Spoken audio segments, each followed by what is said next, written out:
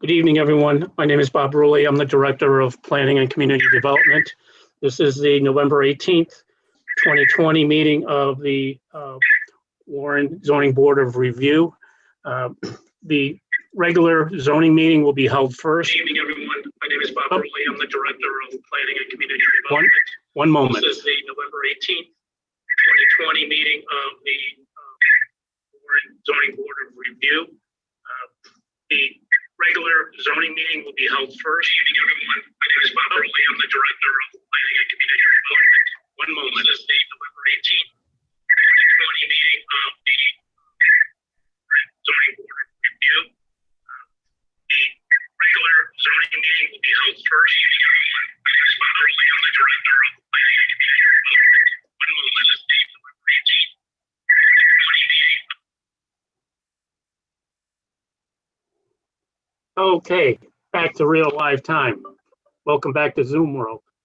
As I was saying, this is the regular zoning board meeting first. Upon conclusion of this meeting will be the meeting of the Warren Building Code Board of Appeal. Mr. Chairman, it appears that you have a quorum. You are here. Andrew Ellis is here. Jason Renone is here. Chuck Thibodeau is here. Barrett Holby is here. And Jamie Sylvia is here. So even with your recusal on a later matter, you still will have a quorum. Paul, if you would just unmute yourself for a moment.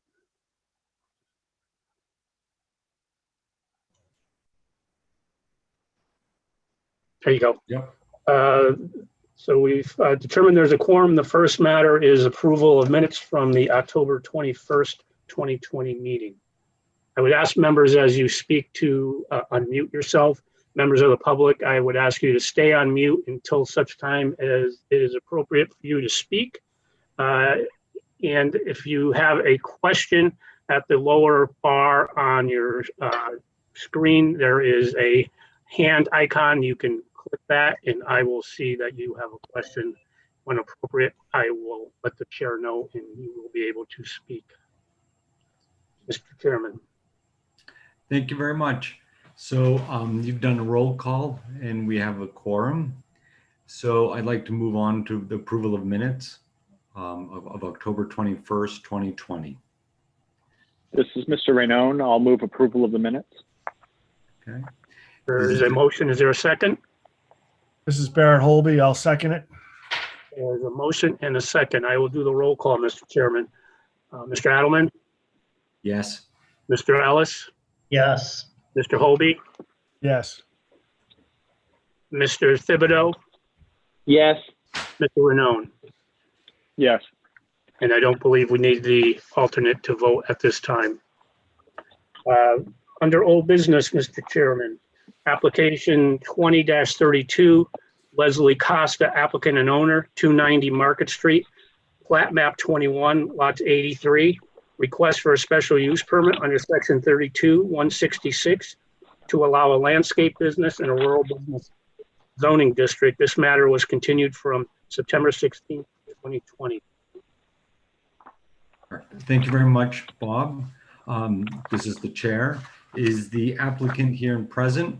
Please identify yourself and state your name and address, and then please proceed to tell us what the petition is for. I know this was continued, but we did not get very far on the matter. There were some questions that came up, and I know that there's been some new material presented, one being an existing site survey. So is the applicant here? Yes, this is Leslie Costa speaking. Good evening. This is Attorney Bruce Cox as well. I'm Ms. Costa's attorney. We only recently got the new survey from John Barker, and that needs to be filed and applied to the planning board before we can come back to you. So that is pending at this time. So I respectfully ask that this be continued probably until January. This is the chair. There's nothing going on at the site. It's it's a landscaping site, which is now going into its dormant season. There's no issues at fact. So if we could ask that be continued to January, that'd be beneficial. Yes, this is the chair. Before we make that motion, I'd like to just go over a few pieces of information that we requested at our last zoning board hearing that be presented and we haven't gotten to date. And maybe because you've just received the site survey, which is the base plan of what is there now. But what the board is looking for is a site plan, a proposed site plan showing a proposed landscaping, lighting, any improvements that abide by the zoning ordinance section 32-166, I believe. That is correct. And now that I have the actual physical survey of the site, I can be accurate, provide you with accurate information versus what was amounted to being a sketch, good sketch, but a sketch nonetheless. So that now that I have that, I'm able to put together a application for the planning board to review, give its blessing, and come back to you. Okay. This is the chair. Is there a motion to accept the request for continuance of this application to January 2021? This is the vice chair. I will make a motion that application 20-32 be continued to the January 2021 meeting. Is there a second? I'll make a This is second. Mr. Rainone. Barrett, We have dual Barrett can second. have it. sorry. There's a motion and a second. Mr. Adelman, Yes. Mr. Ellis, Yes, Mr. Renown, Yes. Mr. Holby, Yes, Mr. Thibodeau. Yes. The matter is continued to the January meeting. Thank you. Next matter is application 20-45, R. Vincent Smith and Janet Johnson Smith, owners and applicants, 212 Market Street, flat map 10, lots 73 and 90. Request for a variance under section 32-58 to allow the building of a shed on the adjacent substandard lot 90 in the R6 zoning district. It was continued from the October 21st, 2020 meeting. The applicant has requested a continuance to the December meeting. They are looking at some alternatives possibly in terms of what they do with that property. Mr. Chair, if I may. Yes, this is the chair. Please, In Ben. regards to this application on the section, Article 3, Section 7-131, merger requiring for adjacent substandard lots. I believe both these lots are owned by the same person, and the ordinance says it shall be merged. Although it's not merged with tax assessor, et cetera, for zoning purposes, this would be considered merged, and therefore, if the proposal for the accessory structure is still sought, they don't need relief because it's technically merged for zoning reasons. This is the chair. And would they then not need to come before us because? Correct. Because the language in the ordinance is strong, it's shall. Yep. Although again, in looking at the map, it doesn't look like it was technically merged, but zoning reasons, we will consider it merged. Okay. this is the vice chair, and I would just say that if they change this plan at all for the setbacks that they've submitted, they would have to come back if they're not going to be in compliance with the 10-foot setback for an accessory structure over 120. Correct. This is the chair. Unless there's any other discussion, is there a motion to continue this application to December 2020? This is the vice. Barrett. Oh, go ahead, Barrett. Sorry, Andrew. This is Barrett. I'll make a motion to continue it to the January 22nd. I'm sorry, December 22nd meeting. There's a motion. Is there a second? This is Mr. Rainone. I'll second. Mr. Allen, Yes, I second. Mr. Ellis, Yes, Mr. Holby, Yes, Mr. Renown, Yes. Mr. Thibodeau. Yes. Okay. Moving along.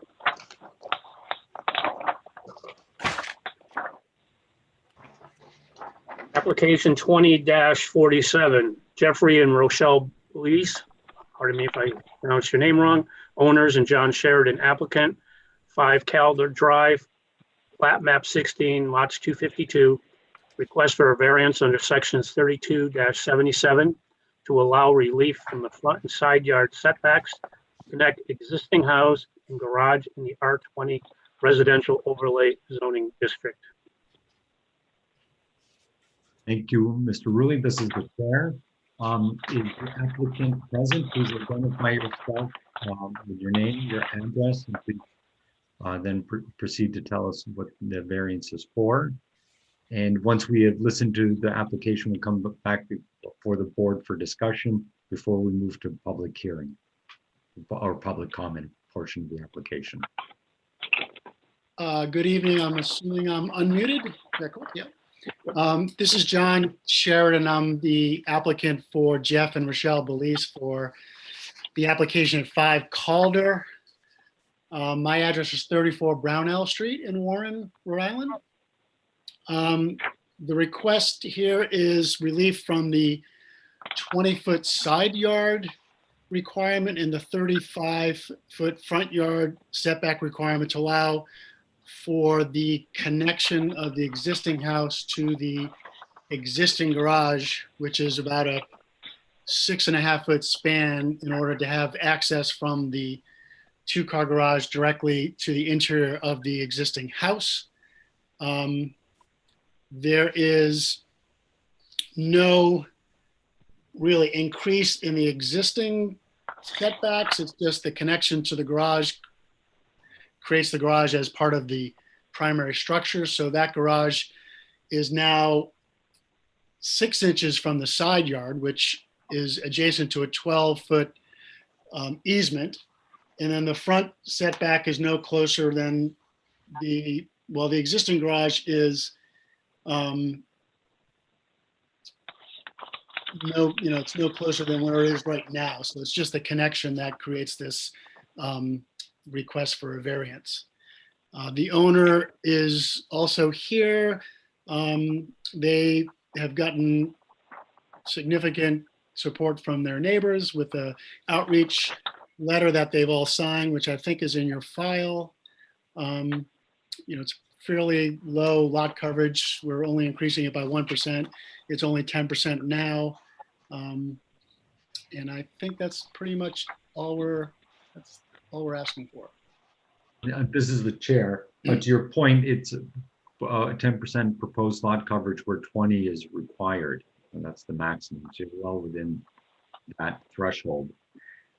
And it seems like the addition is an infill. So just because you're building a new structure, parts of a new structure, that new construction is within the setbacks, and therefore that's why you're requesting Yes. This relief. But as the plans show, there's other parts of the building that far exceed or closer to the property lines and are in violation as a legal non-conforming Correct. condition. This is the vice chair, and I'd also add, John, it's also because the garage is now not going to be an accessory structure. It's going to be part of the main structure. So it's no longer, we have to change the parameters. It's no longer under the accessory setbacks. It's under the main building setbacks. Yeah. Yep. This is the chair. Does anyone else on the board have questions for the applicant? Hearing none, I'd like to open it up to the public comment. So Bob, if you could help us navigate the Zoom world out there to see if there's anyone that would like to comment on this application.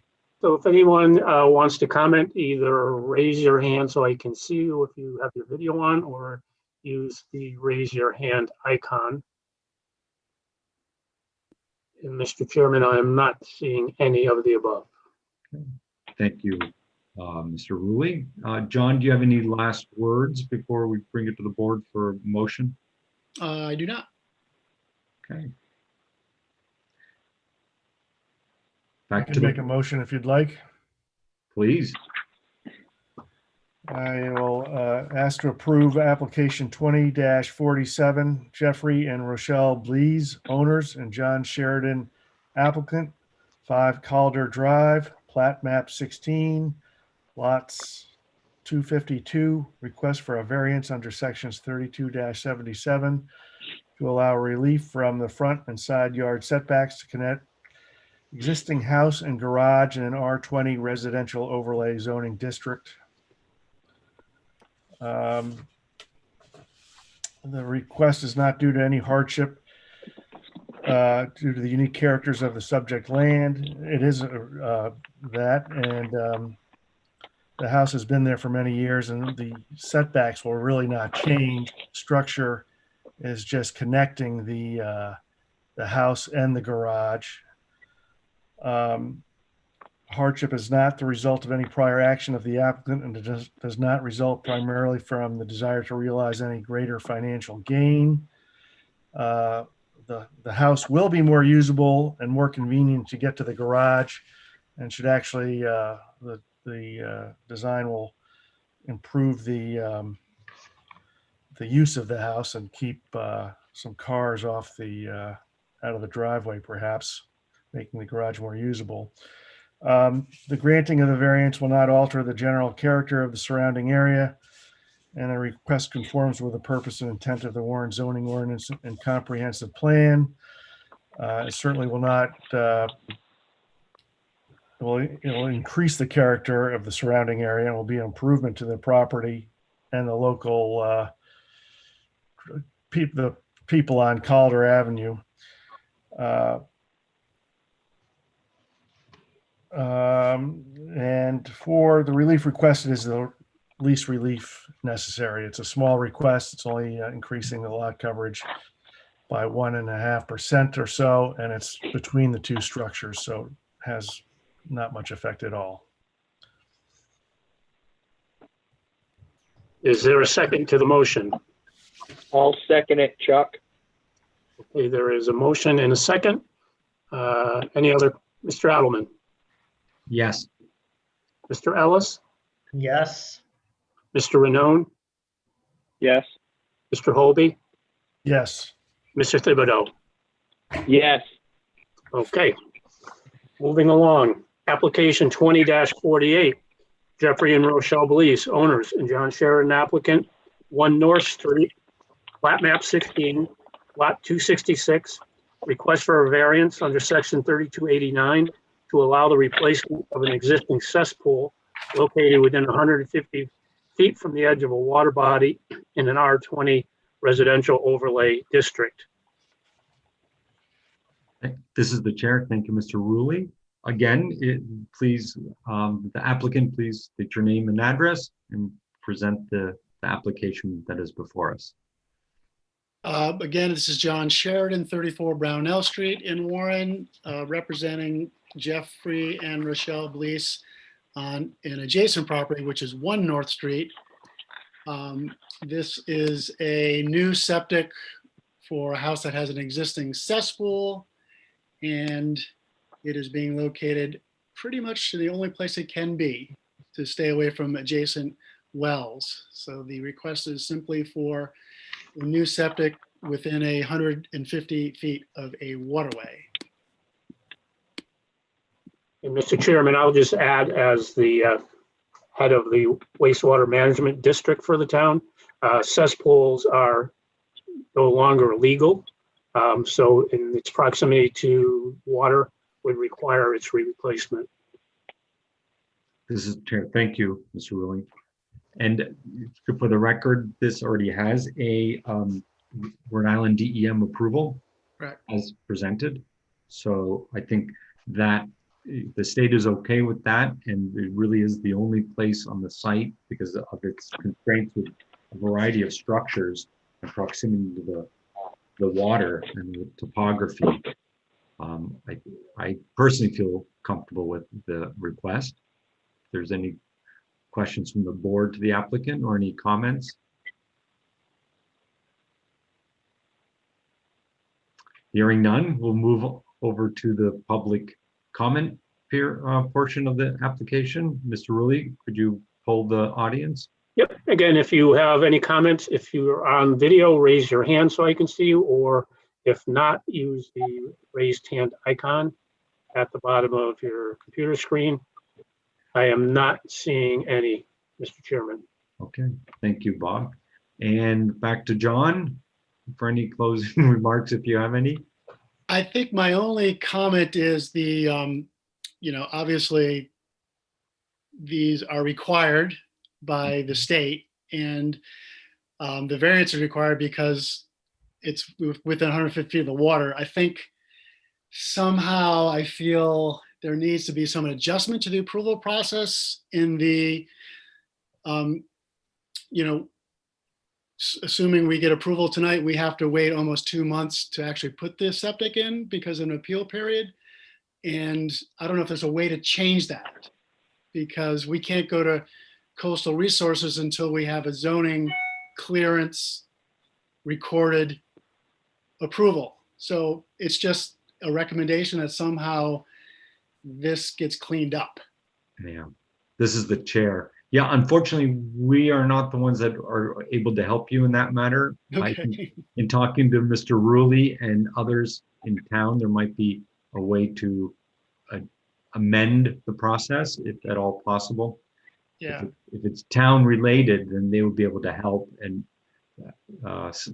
you could petition the town council for any ordinance changes. But I think I believe the solicitor has a comment. John, considering the facts in this case, I will be drafting this particular decision for the relief there ASAP by the end of the week. This way it can get recorded and that appeals process can be a little bit Yeah, quicker. that's I'll put on helpful. top of the list for you. Thanks. well, there you go. There's one step. There we go. Okay, thank you. Well, we have to go to a motion. Correct. All right, this is the vice chair, since no one else wants to take this. I will make a motion to approve application 20-48 for Jeffrey and Rochelle Blees, owners, and John Sheridan, the applicant, 1 North Street, plat 16, lot 266. Request for a variance under 3289 to allow the replacement of the existing cesspool located within 150 feet from the edge of a water body in the R20 residential zoning overlay district. Granting the approval of the variance, we find that the hardship is due to the unique character of the land or structure.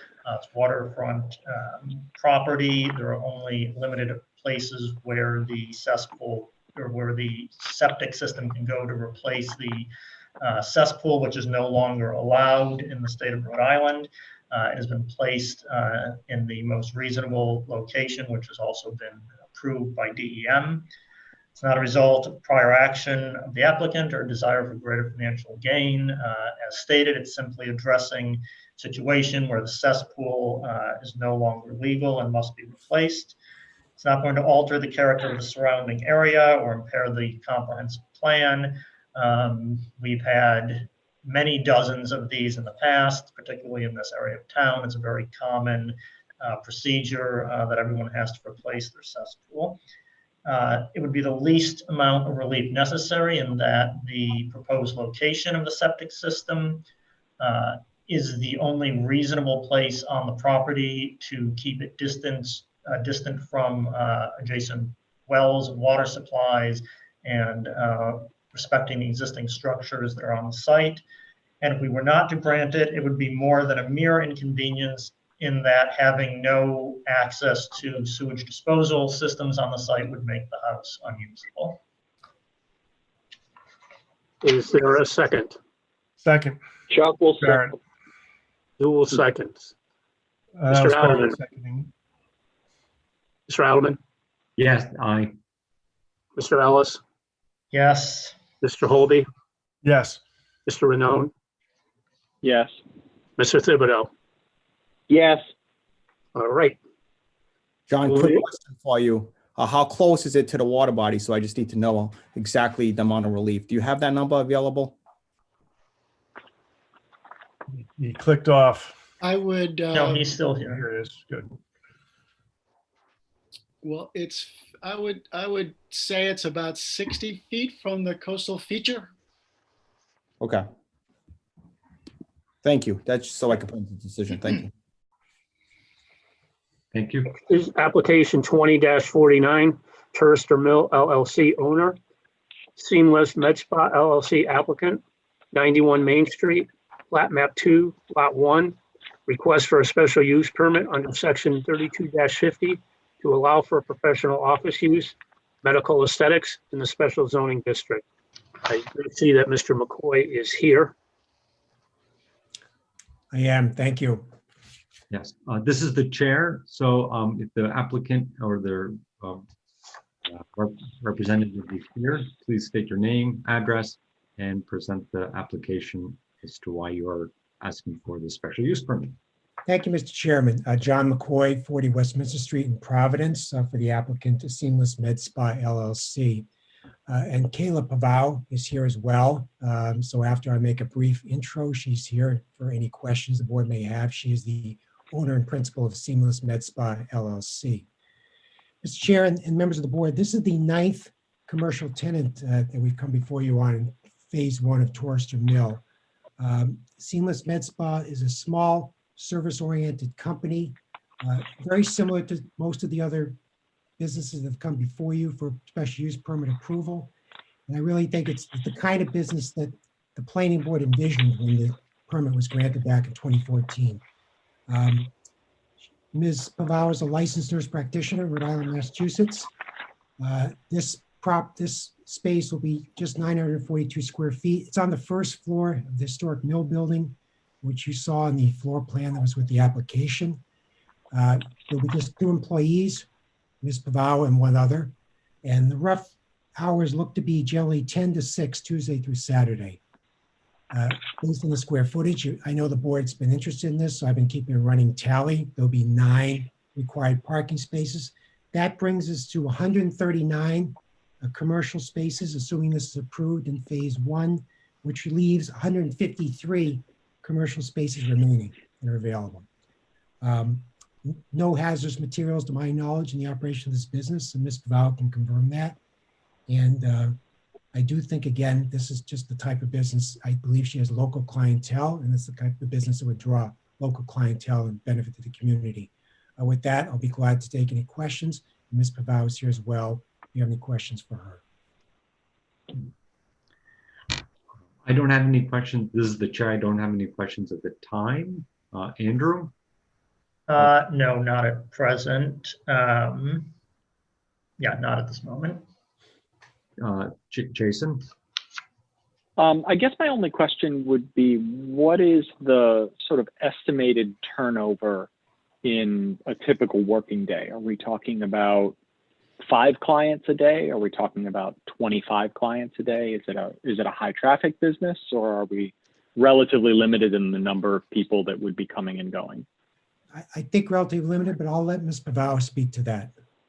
Yes, at this time it's relatively limited. I'd say about 5 to 8 per day per person. So with me and the other full-time employee, it would be approximately maybe 10 to 14. Kayla, could you just please give your first and last name and address, please, for the record? Yes, it's Kayla Pavo, and that's of 48 Buckingham Drive in Swansea, Massachusetts. Could you spell your last name for us, please? P-A-V-A-O. Thank you.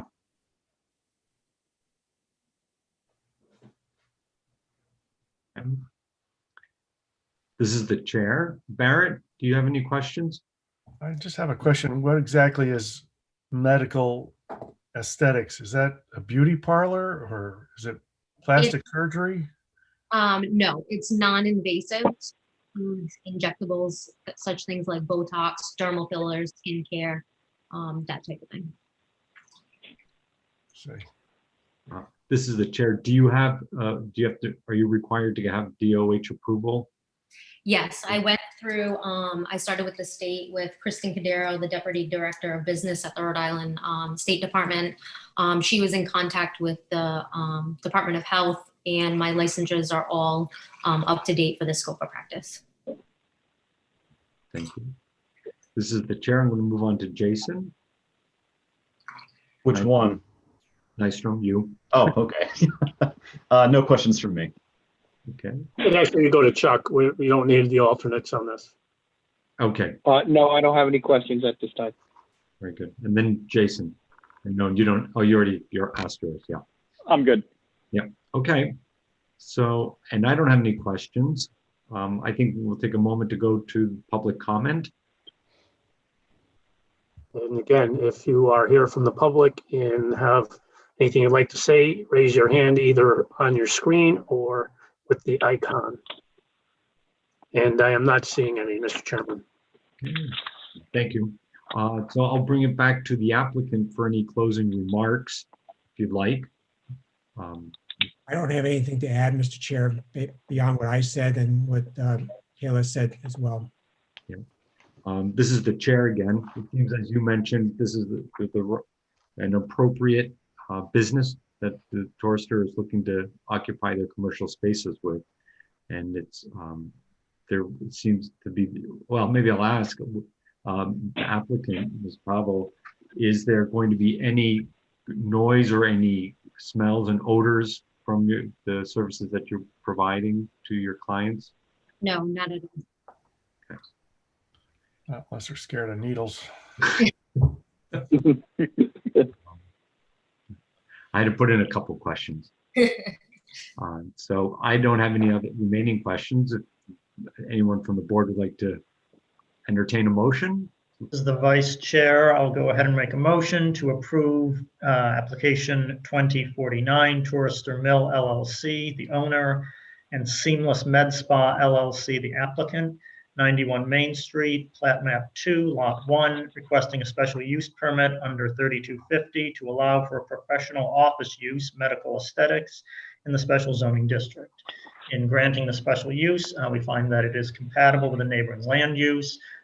This area of town is specifically intended for mixed use, professional, retail, service businesses, as well as residential, and will complement the ongoing development there.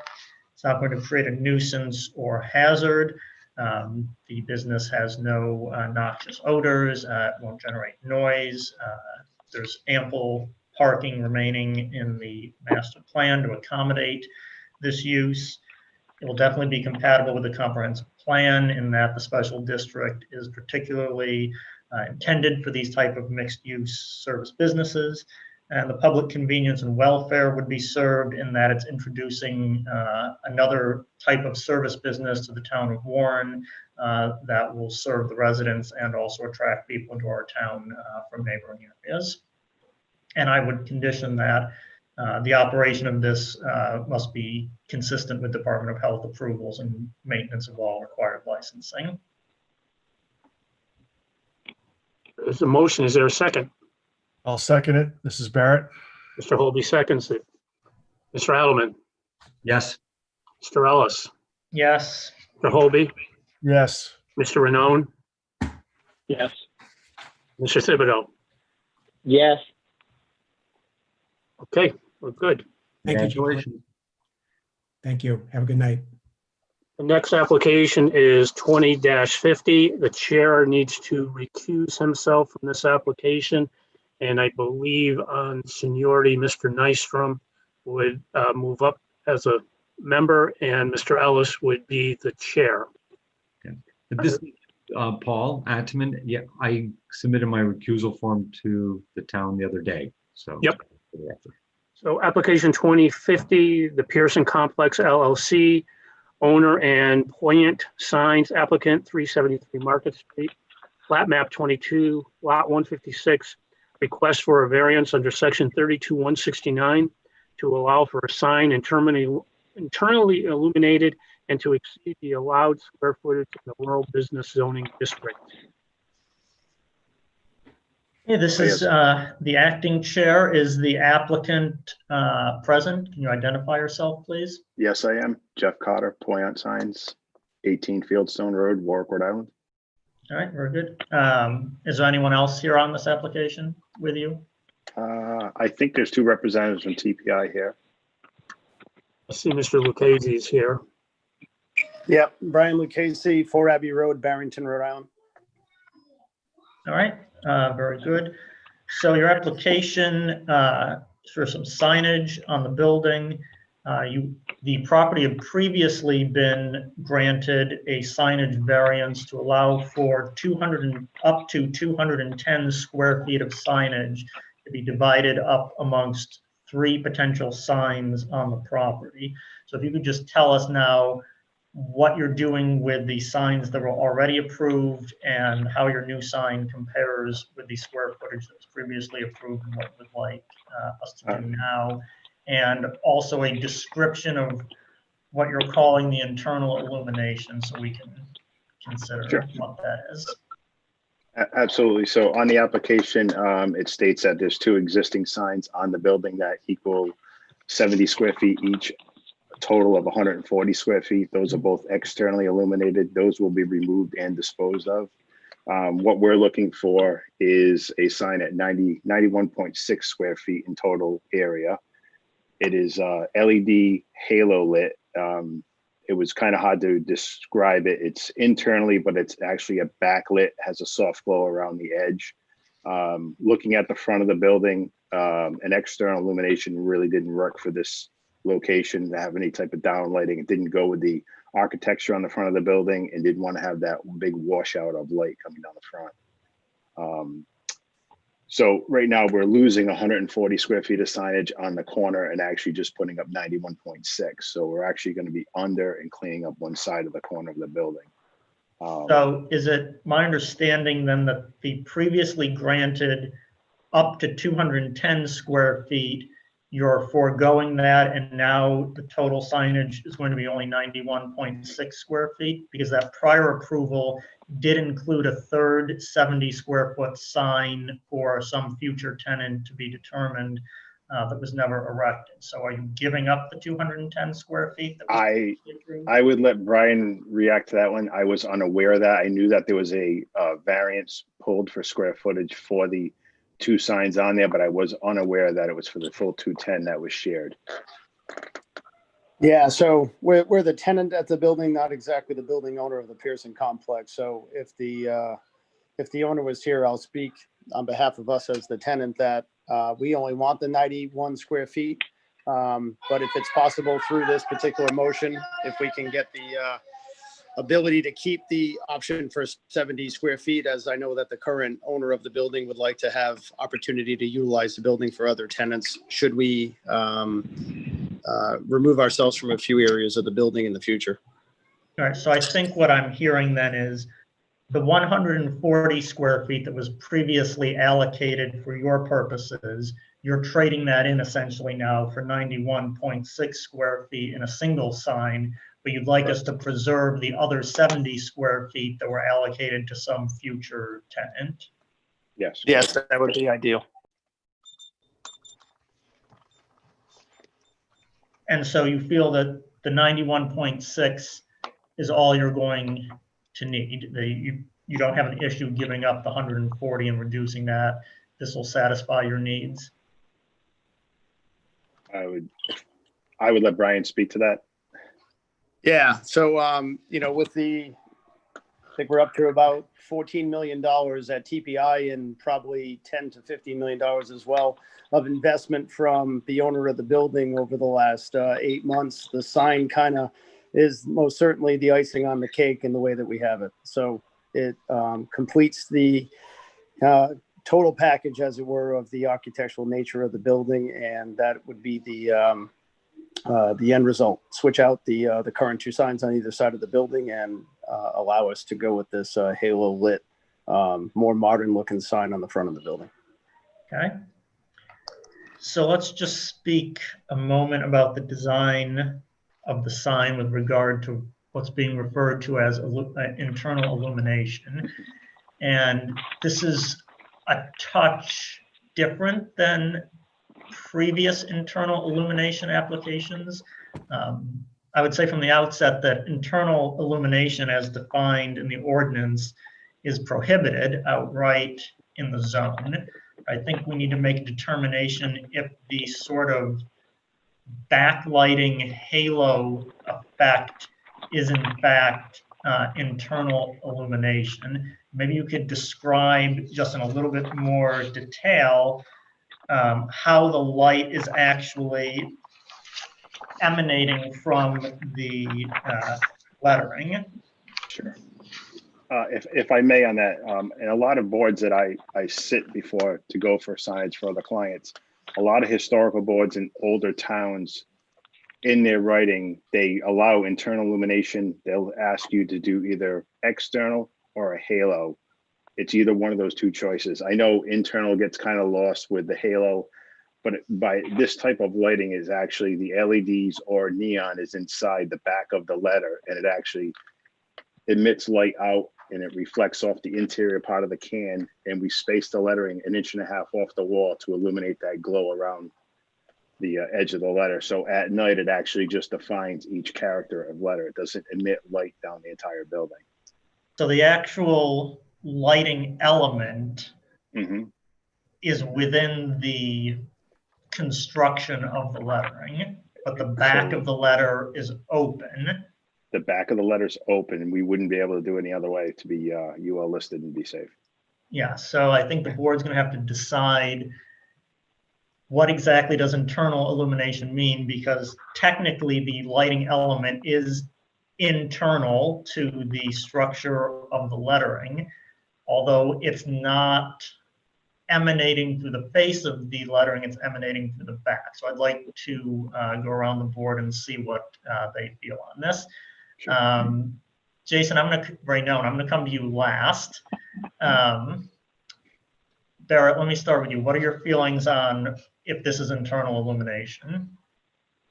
Well, the fact that it doesn't emit light down and doesn't glow, I feel this is not internal illumination. I suppose it could be technically that, as Jeff is saying, but I think it doesn't do that. And I think it's nice for a dark sky, and you just see the letters. So I would say that for our purposes, I would say that this is not internal illumination.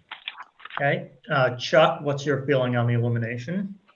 I agree with him on that. It just seems like the letters are lit and it's not really emitting any light outward. So I just agree with that. Okay, Jason Nystrom. In the past, our concerns with internally illuminated signs are like, at midnight, you don't want like a big white light box shooting light out.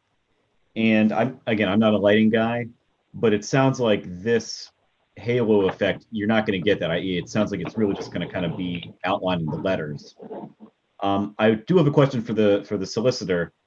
Is there some sort of official definition or something of that sort regarding internal illumination that this board has relied on in the past? I don't think there is. It's interpreted by the board, and obviously as the makeup of each board changes, different input, different perspectives, different expertise comes into play. However, I will share with you, I looked at this and I thought, well, I know that our ordinance clearly prohibits internal illumination, but the definition of a variance in our ordinance and also state law reads as follows: permission to depart from the literal requirements of this zoning ordinance and authorization for the construction or maintenance of a building or structure, or for the establishment or maintenance of a use of land, which is prohibited by the zoning ordinance. So my read of that means that although things are prohibited by the zoning ordinance, you certainly can use a variance to overcome that, just by the definition itself. Again, our definition in town also mimics the Rhode Island general law definition. So certainly, if this board doesn't want to make that determination in terms of, okay, we're going to now allow this type of light because we don't consider a internal illuminated light, certainly if it's necessary because of the location, et cetera, I also think that the standards of a variance are applicable here. Okay. Thank you. This is the acting chair again, and I was going to suggest that in the motion, this could be referred to as a backlit feature, or maybe Jason will have a better term, just to get away from the term internal illumination, that we sort of come up with a term that defines specifically what we're talking about here, because this is a unique circumstance particular to the design of this lighting. And since the Jamie, do you want to say anything, since the alternates can participate if they have anything to add? I just kind of agree with what everybody else said above, and nothing else to add. Okay, thank you. And Jason Renaud, what would be your interpretation? I would have to say that this is a very creative way to illuminate a wall,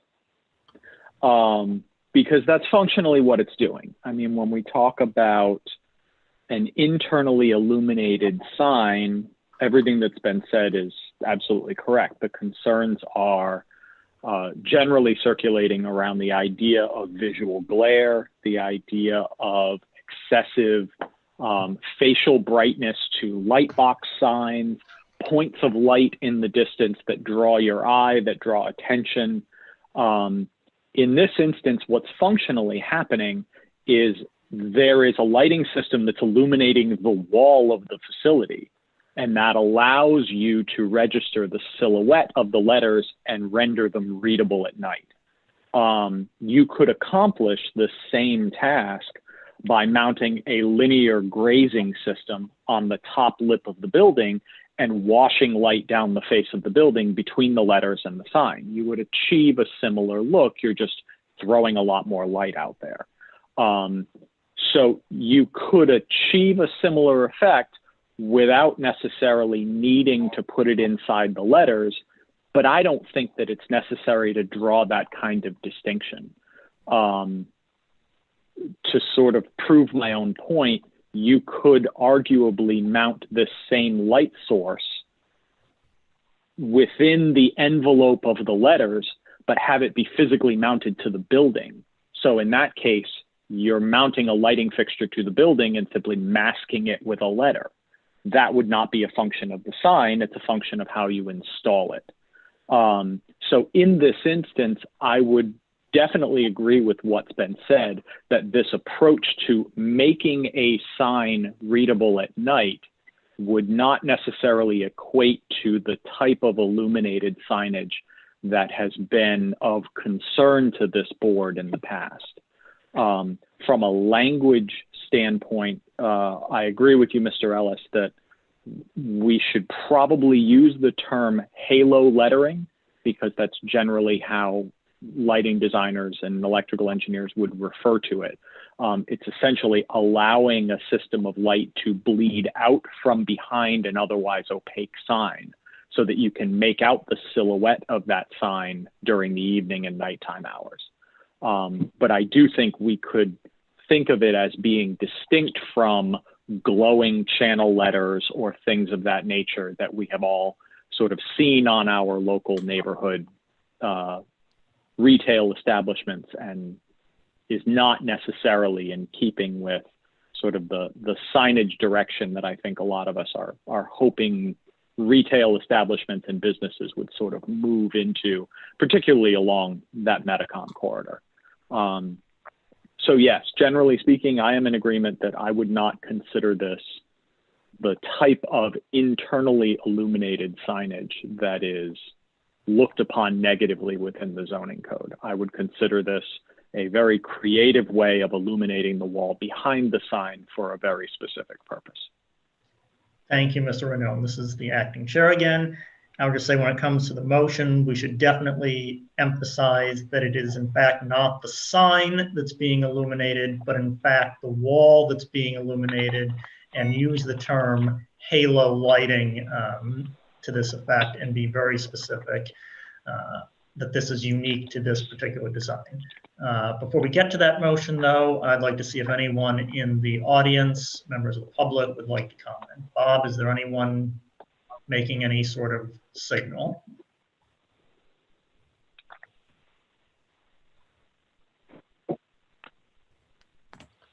I guess not. Bob, are you still there? Sorry, had myself muted. Oh, sorry. There's no one in the public, is that correct? I do not see anyone from the public.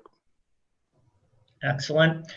Does anyone from the board have any further questions they want to ask? I do have one question of the applicant. What is the time that the sign will be on, and when will it be off, the lighting, that is? The hour, basically the hours that the sign will be illuminated, or the wall will be illuminated behind the sign. I would refer to Brian on this one. I'm not sure what their hours of operation are. Yeah, so the intent is to have the sign illuminated while the second shift is in operation. So between basically sunset and no later than 11 p.m. So the lighting would be extinguished by 11 p.m.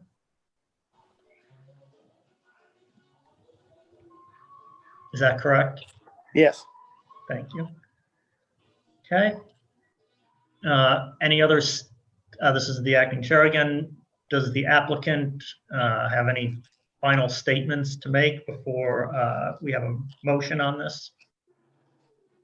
I don't. I think you guys covered everything. Okay. This is the acting chair. Would someone like to make a motion, please? This is Mr. Rainone. I'll tackle this one.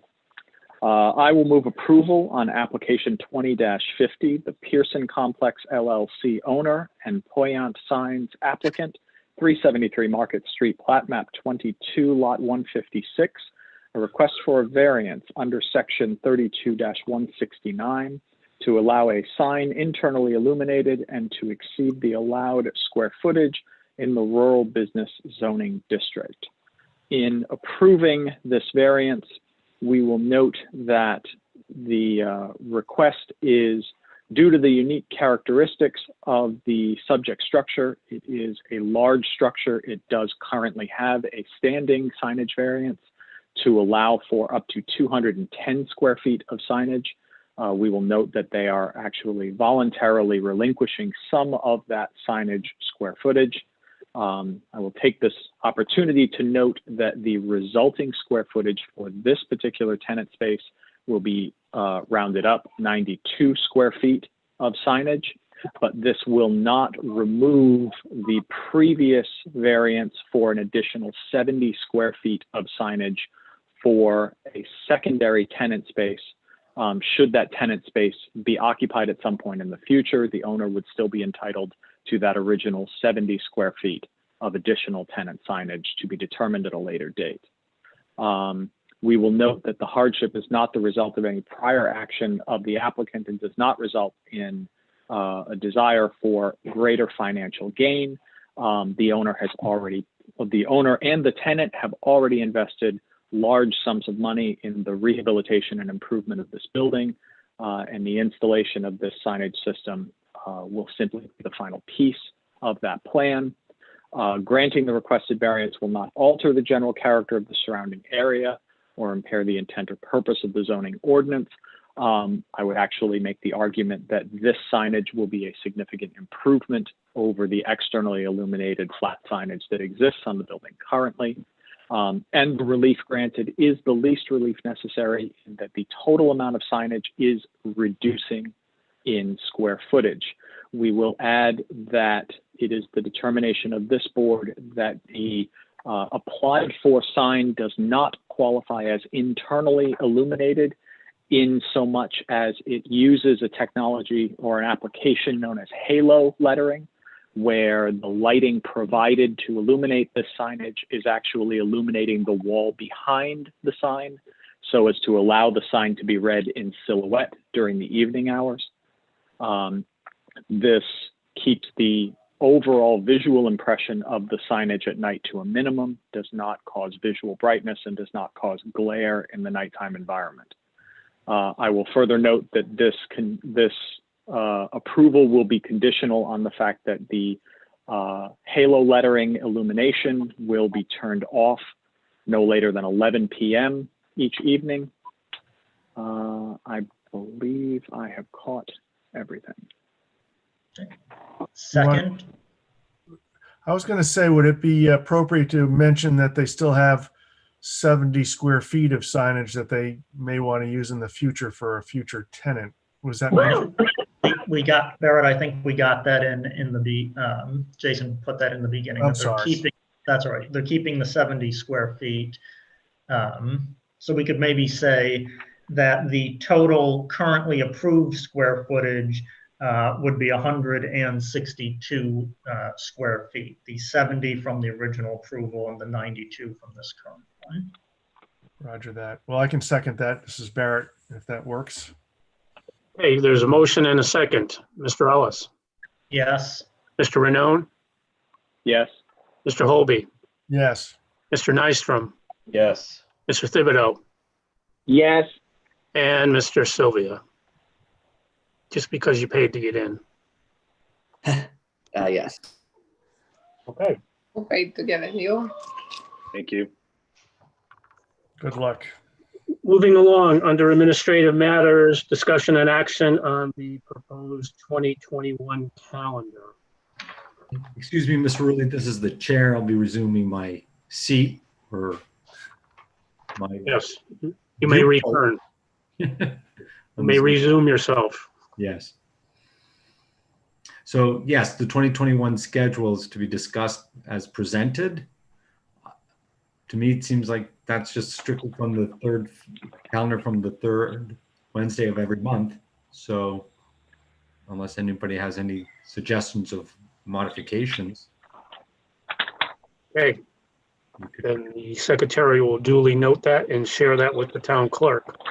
The solicitor and I have been communicating back and forth. The Zoom platform makes the executive session a little bit difficult in that in order to do an executive session, we basically have to kick everyone else out and then somehow communicate with them to come back in. Why don't you create a breakout room? Can we do that? You should on your end. You can create a room and just add us in it, and then we can just come right back into this and nobody leaves. Okay, I see breakout rooms. Let me figure this out.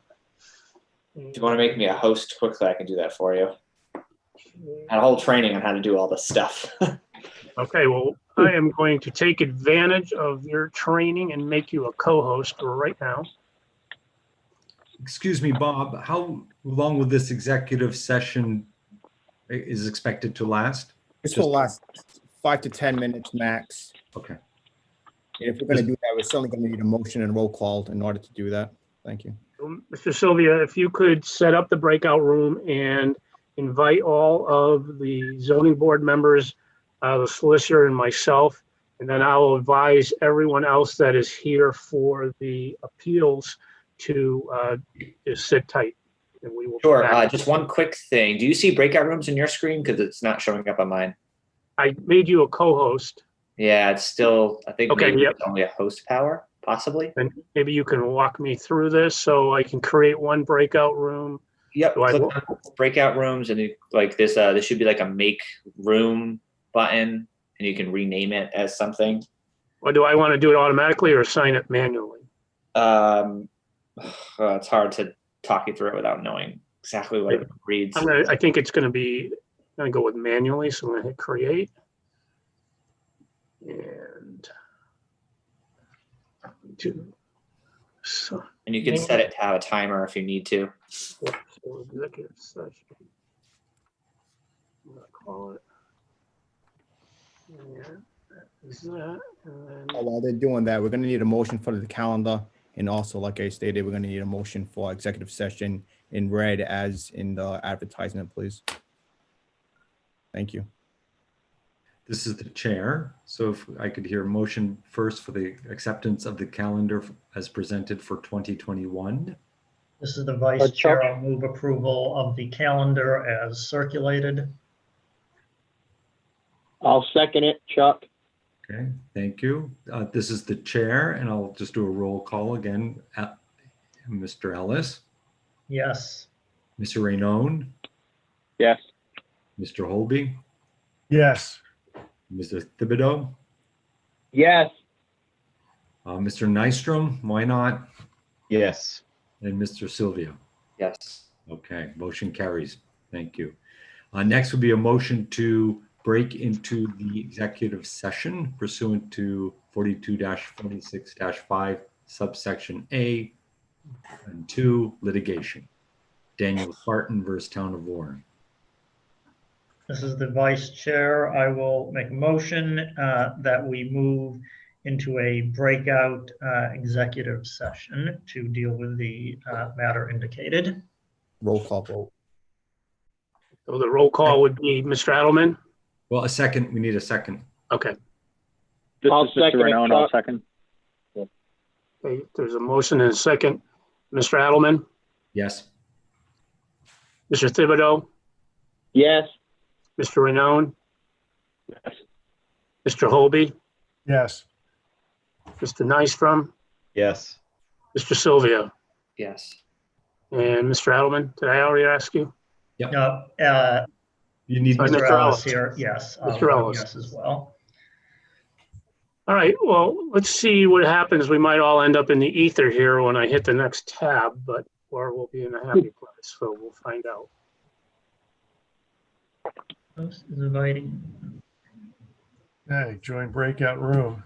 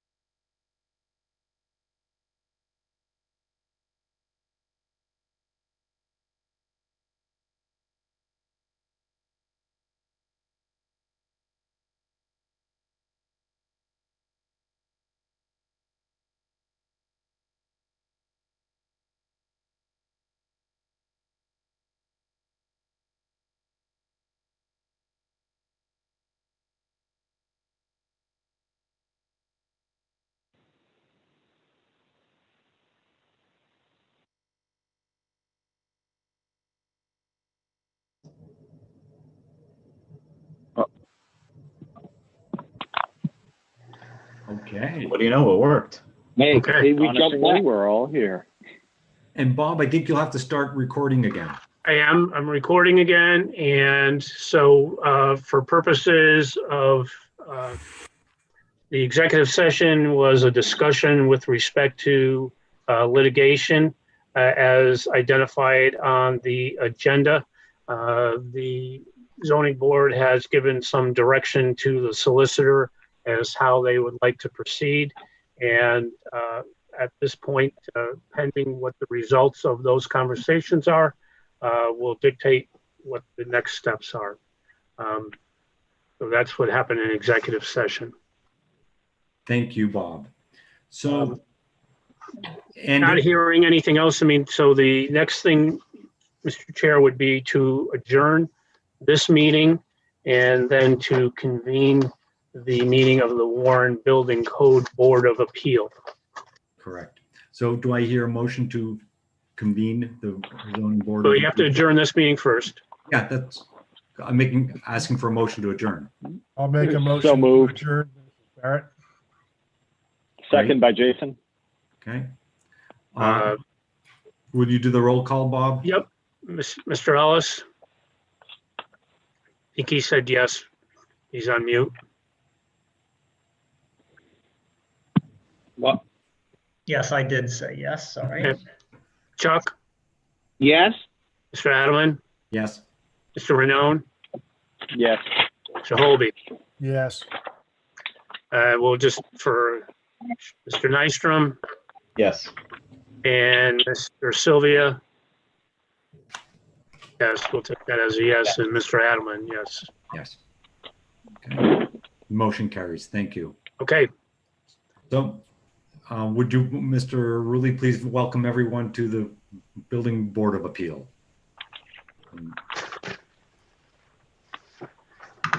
this is the November 18th, 2020 meeting of the Warren Building Code Board of Appeal. The roll call and determination of a quorum. Mr. Adelman is here, Mr. Thibodeau is here, Mr. Ellis is here, Mr. Renone is here, Mr. Holby is here, Mr. Nystrom is here, and Mr. Sylvia is here. So there is a quorum. Thank you. Can I just, this is the vice chair, can I just ask the solicitor, are we confident, again, as I brought up last time, that this is the Building Code Board of Appeal, not the Zoning Board of Appeal? Because the issues being appealed are sections from the zoning ordinance. They're not sections from the building code. This is the appeals board for the town of Warren. It's the zoning board of appeals. Zoning board seen as the appeals board, correct? We're not, so we're not, the Building Code Board of Appeal and the Zoning Board, it's just a Board of Appeals, is that correct? Correct. We're going to hear appeals today from the decision of the building official. Okay. Mr. Chair, if I first- may I put on the record as to how we handle these particular appeals? Yes, but excuse me, Ben, this is the chair. Before we move on to the old business, and you can explain us, lead us through that, we should do an approval of the minutes from October 21st, 2020. Does anyone would like to make a motion to approve those minutes before we move on? This is Barrett, and I'll make a motion to approve the minutes. This there a is Chuck. second? I'll second it. Okay, Mr. Adelman, Yes. Mr. Ellis, Yes. Mr. Renone, Yes. Mr. Holby, Yes. and Mr. Thibodeau. Yes. Great, thank you. So now we go to old business, which was the first application 20-01A. Salem Silvera Land Company, owner and applicant, 189, 195, and 201 Main Street. Plat map. Oh, there's a 3 there, but plat map 2, lot 78 and 79. It's a request for an appeal under section 32-5A, under 32-6, to authorize and direct the building official to issue a zoning certificate for the above property, acknowledging it is a 12-unit apartment complex. So before we begin with the applicant, Ben, would you like to share a little bit of what our charge is here? Yes, Mr. Chairman. A little background. As this board knows, this is an administrative appeal. It's a decision of the building official, Tony Carvalho. This board needs a 3 out of 5 votes. Unlike a variance or a special use permit that requires 4 out of 5, it's 3 members out of 5 for this appeal. There's no public input, although it's a public meeting. The task today is either you reverse the decision by the building official, reverse, affirm, or modify. That's your 3 options. And for example, the first application you're going to hear tonight, that really the board's going to look at is the decision to deny the issuing of a zoning certificate to the property in question as a 12 unit, a violation of the constitutional, statutory, or ordinance provisions. Is it a decision in excess of the authority granted to the zoning board of review by statute or ordinance? Is it made up upon unlawful procedure?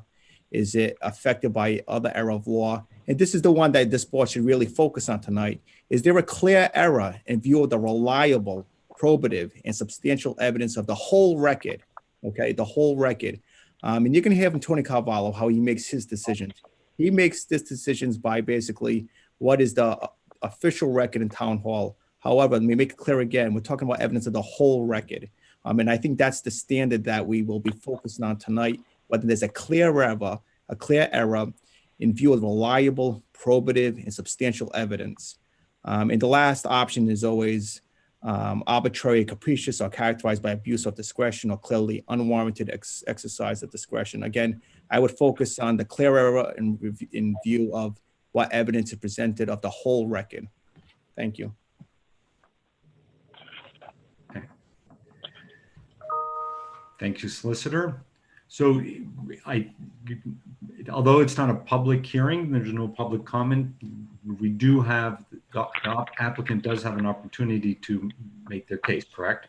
Correct. So what you're going to have is the applicant, Tony Carvalho, talk and ask him, it's basically put on why he made his decision. And then certainly the applicant, who's represented by counsel, is going to put the reason why he thinks that Mr. Carvalho's decision is possibly incorrect based on the following, and he's going to present his side of the appeal. Okay, so then we'll start with Mr. Carvalho. Is that correct? Mr. Carvalho? Yes. Here.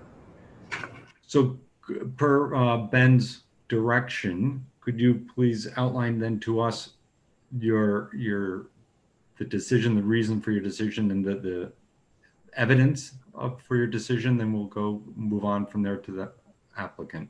Yes, I wrote a zoning certificate on August 20th of 2019 at the request of the property owner. And after looking at the file, there was a zoning certificate in there from January of 2014, and I basically duplicated that and signed it. The zoning certificate from 2014 said, zoning decision dated January 19th, 1977, allows for a total of 7 apartments. Any additional apartment units would require a special use permit and/or variance from the Warren Zoning Board. Relief may be necessary from the following Warren zoning ordinance sections, including but not limited to sections 32-47, 79, and off-street parking requirements. So my my zoning certificate said basically the same thing. Zoning decision dated 1977 allows for 7 apartments. I went back through the file and I saw where the zoning board did approve an application to convert a 5-unit apartment and 2 stores to 7 apartments. And I haven't seen any evidence of any more units, legal units than that. Tony, this is the vice chair.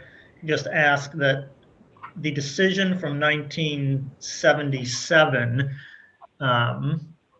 basically my reading of it, and tell me if this is your interpretation, that there were 7 units that they were speaking about in that decision, 5 residential and 2 commercial, and they were seeking to just make them all residential. So they were not seeking a change in the number of units, just the function. So that being, there were 7 when they came for that appeal, there were 7 afterwards. So they weren't looking to change the number of units that they were talking about. Is that accurate? Yes, all alterations in the application in 1976 actually says all alterations will be interior to create apartments on the ground floor. 5 apartments, 2 stores, and they want to create 7 apartments. And did you review, or does it exist, the actual transcript of that meeting that might indicate that the discussion of the 7 was in relation to only a portion of the building? Because it seems that there were more total units than 7 at that time. No, I don't think there is a transcript that exists. There's a letter from the chairman that says, after consideration of facts, evidence presented, testimony heard, it was the unanimous decision of the board that application be granted under the above cited zoning ordinance sections to change present non-conforming use of 5 apartments and 2 stores to all residential use of 7 apartments. The non-conforming use of a more restricted character with the condition that all fire code requirements be complied with. So that's the extent of the issue that I had to rely on. And there were no other findings of fact or anything that described in any more detail what was discussed at that meeting? I don't think so, no. Okay. And I think I'll just say here where I feel we're going with this is, I think it may be a case that, and the presentation of the applicant may show this based on new information here and documents, that it seems reasonable that that there was no change to the total number of units in the overall structure, that it's quite plausible to believe that the 7 units are referring to only a portion of the 1/3 or so of the structure, that could be where the issue was arising, that it may not have been clearly articulated in the 1977 decision. Excuse me, this is the chair. I'm looking at a very old document that's in the file that was shared with us in the building official's office. And the application number 76-12 from December 16th, 1976, clearly says that the premises is 189 to 201 North Main Street, which is the exact same addresses that we're looking at in our application here. To me, that indicates that it is the 7 units that we were talking about in 1976 that were approved, in fact, were in the entire structure and all 4 addresses, or all 3 addresses. Yeah, and I think this is the vice chair. We'll have to look at the documents that have been submitted that may suggest otherwise, that there were more units present at that time already than what that would lead us to believe. Yeah. But, and also this is the chair, to Tony's point, was from 1976 when the 7 were approved units were approved, and the zoning certificate states 7 units. There's nothing in the record to show that 12 units, legal units, exist within the structure. And where was that jump made legally with permission and/or approval by the town? Well, that's the issue, right? It wasn't legal when it was done. Is that correct?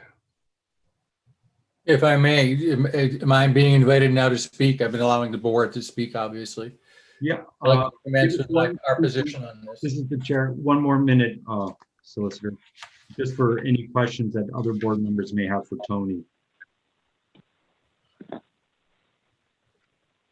Anybody? Okay. Well, I guess my question for Tony is, I guess Solicitor Cox will get to it.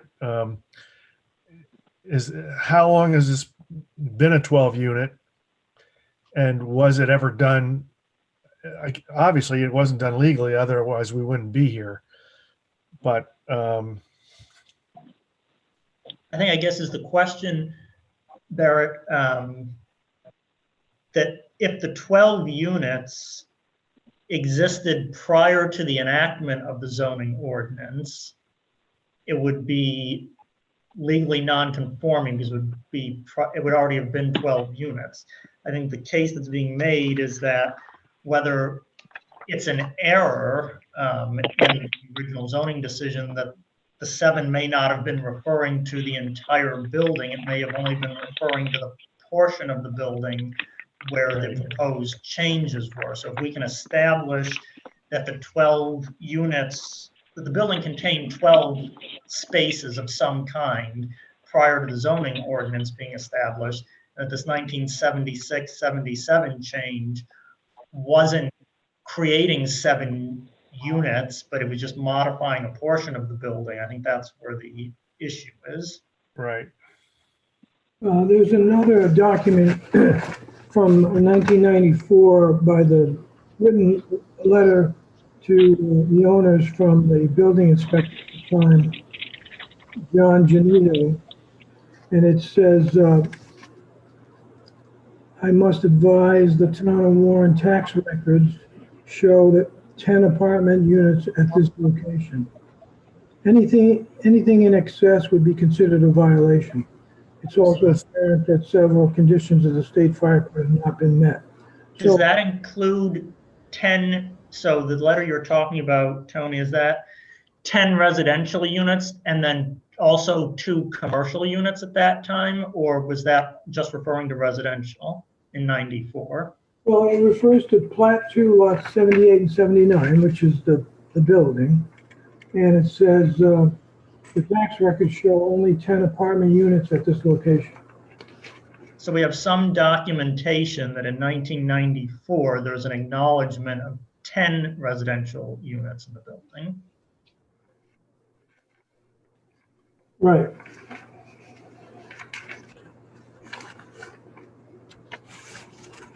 How it got there, we don't know. But, I mean, I think, so unless anyone has some questions for Tony now, let's turn it over to the applicant for maybe they can shed some light on this and the reason for their appeal. So Mr. Cox, please identify yourself and who you're representing. Good evening, Mr. Chairman, members of the board. This is Attorney Bruce Cox, and I'm here on behalf of the applicant Salem Silvera Land Company, which is owned by Nick Silvera.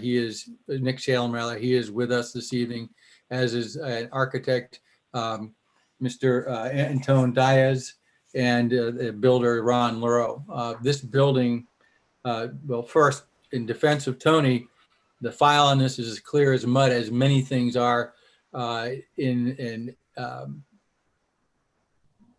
100 and 200 something year old town. The record is not clear. The file is not clear. The position we are in is, or the board is sitting in, is under your section 3218. And I'm reading this because after 32 years of practicing in the real estate development, being before your board many, many times over the last 30 years, this is the first time I've been before the Board of Appeals. So it's not frequent that this occurs unless someone is coming up for a building code relief of some kind. This is a records determination. We're not asking for approval. We're not asking for acknowledgement, a determination. And that is part of the laws that are applicable here. Under 3218A, you are, as a board, to hear and decide appeals where there's an error in a determination of the zoning officer. And we feel the error is in the fact that the record is absolutely incomplete. In using this power, the board may make such determination as ought to be made to the end and shall have the powers of the zoning officer when the appeal is taken. In other words, you can look at what ought to be, what is in fact on the ground reality versus what is in a very incomplete record. The record of 1976 from the Scalia decision is confusing in the sense that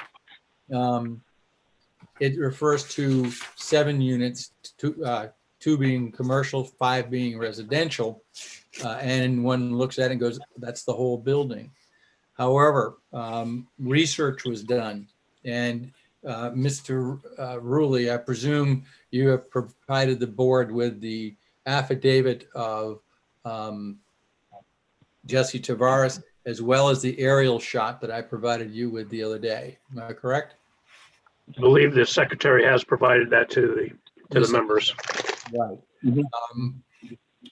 Furthermore, Anton Diaz, a registered architect, has analyzed this building. I'm offering him as a testimony to clear what is on the ground to help you make the determination, because the record, the report of Mr. Diaz was submitted, but I don't think Mr. Carvalho felt that he could take that and say, this is what exists. It would be a big hurdle for one individual to make. In the report, it is, and you can see it in the aerial photograph, quite honestly, thanks to Google. It's very interesting. There are 3 structures here, and that's what he'll report. And that's what the analysis he was doing in preparing to address the life safety issues associated with this series of 3 buildings. He did the historical research, and he'll testify to this, that there was an original building on this site in 1884, well before any zoning regulations existed. The other buildings, the one to the north and the south, came into existence sometime in the 20s. The records are not clear on that at all, but the Google Earth photo picture clearly shows a center building. And this is a classic triple decker. 3 units stacked one on top of the other, exactly the same, one each. All the water closets are all the same place, wet walls the same place. Same thing with the building that's just to the south of the small triangular building. Those are efficiencies. Once again, stacked one on top of the other. Common entryway for that building, not connected to the middle building. The middle building has its own entryway to address its 3 units. And then you have the larger unit to the north, which has, interestingly, 2 2-bedroom apartments, one on the 3rd floor, one set on the 3rd floor, one set on the 2nd floor. And then on the 1st floor, 2 apartments. There had been an efficiency there, thus the math works. And when one looks at the physicality that's on the ground, which pre-exists any zoning regulations in the town of Warren, one can only conclude that the application, the Scalia application in 76, was only addressing that building alone. Otherwise, you have an impossible physical structure. Mr. Cox, this is the vice chair. Is there any evidence of any building permits that would indicate that the central building and the southern triangular building were ever altered from the configuration in which they were constructed as triple deckers? No, there's nothing in the record whatsoever. I'll let Mr. Diaz speak to that because he did the historical research on this. And he also did structural analyses in terms of taking cores of the building for purposes of determining firewall qualities between the separate structures to address the life safety issues. But no, in the 1880s and the 1920s, I don't know if building permits were even taken out. People just did things with their land. Regulations didn't exist.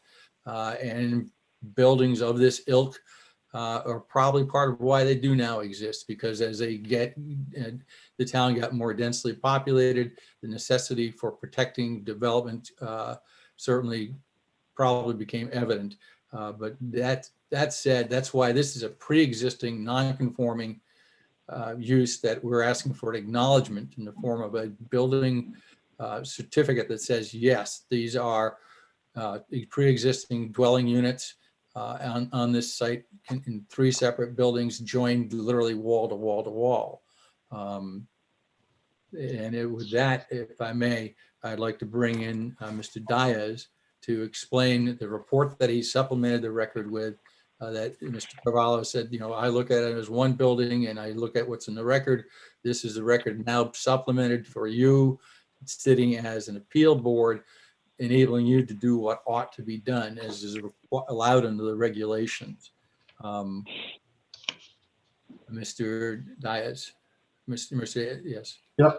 Thank you, Bruce. For the record, Tony Dias. I reside at 492 June Street, Fall River, Massachusetts. The report that you all have is a document that was requested from multiple meetings with the fire department. We have been discussing a number of issues, and one of the primary issues being if the building required to be sprinkled or not.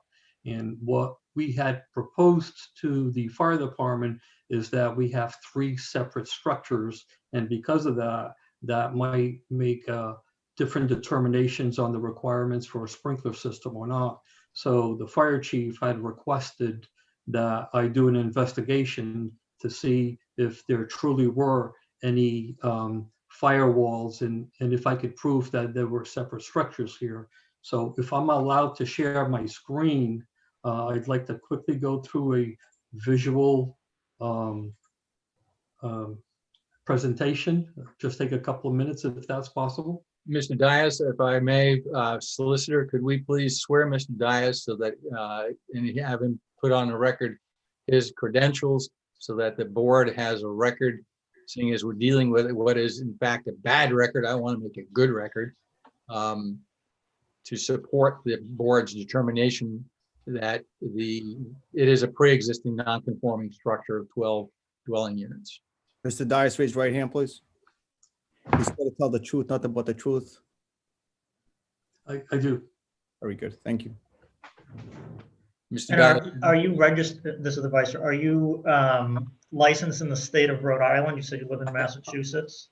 I am not a registered architect. I'm in the process of taking my exams. It's been put on hold due to COVID-19. I have been working for an architecture firm since 1993, so that's over 27 years.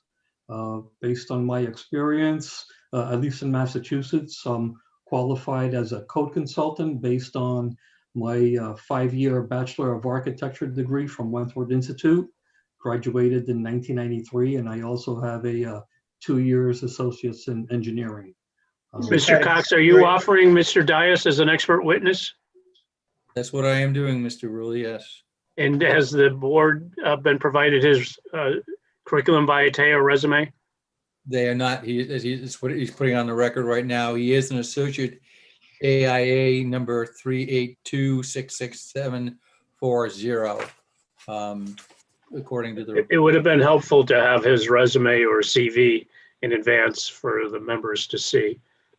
It's the prerogative of the chair whether you want to continue to hear what Mr. Dias has to say, but you don't have to necessarily consider him an expert witness. Yeah, I think that we should just have Mr. Dias continue with his presentation, and I would think that based on his testimony, we could accept him as an expert witness.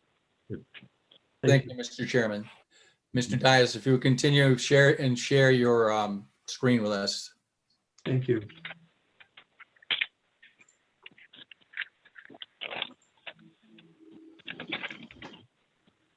Okay, so the report started off by showing that the property highlighted here in yellow is located within the Warren Waterfront Historical District, and you can see that there's a structure there in the middle.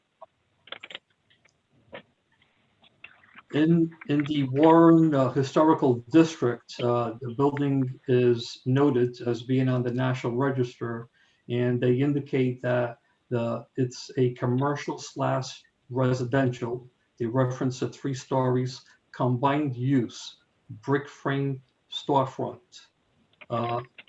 in particular at the northwest, combined function buildings. So they're identifying, and this report was done in 2003 when the historical district was created. So where the reference to the brick frame storefronts, which have now been converted to residential use, if we look at Google Earth, and sorry for the blurry image here, but this building here is the original 1887 triple decker with a pyramid roof structure. And Tony, we're not seeing that picture yet. oh, you're not, hold on. Let me see if I can share that. Hold on.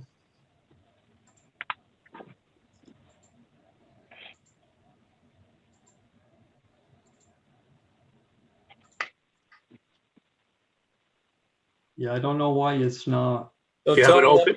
Tony, you're referring to the Google Earth shot that you sent to me, and I provided the board with a copy of it, so an email Yes. addressed to myself. And is So- that what you're referring to? Yes, that one. What's important about that three-dimensional image is that on the northwest building, you could clearly see the brick piers exposed on the exterior of the building, showing that that is the area where the retail spaces were located. So, so this reference the multiple buildings, combined functions, and that image would have helped show exactly where the retail was. Looking at the Sanborn map from 1887, again highlighted in yellow, 1887. The main structure, the three-family, is this one. Can you zoom in? This is the vice chair, on just that. Does it say it's a three-family?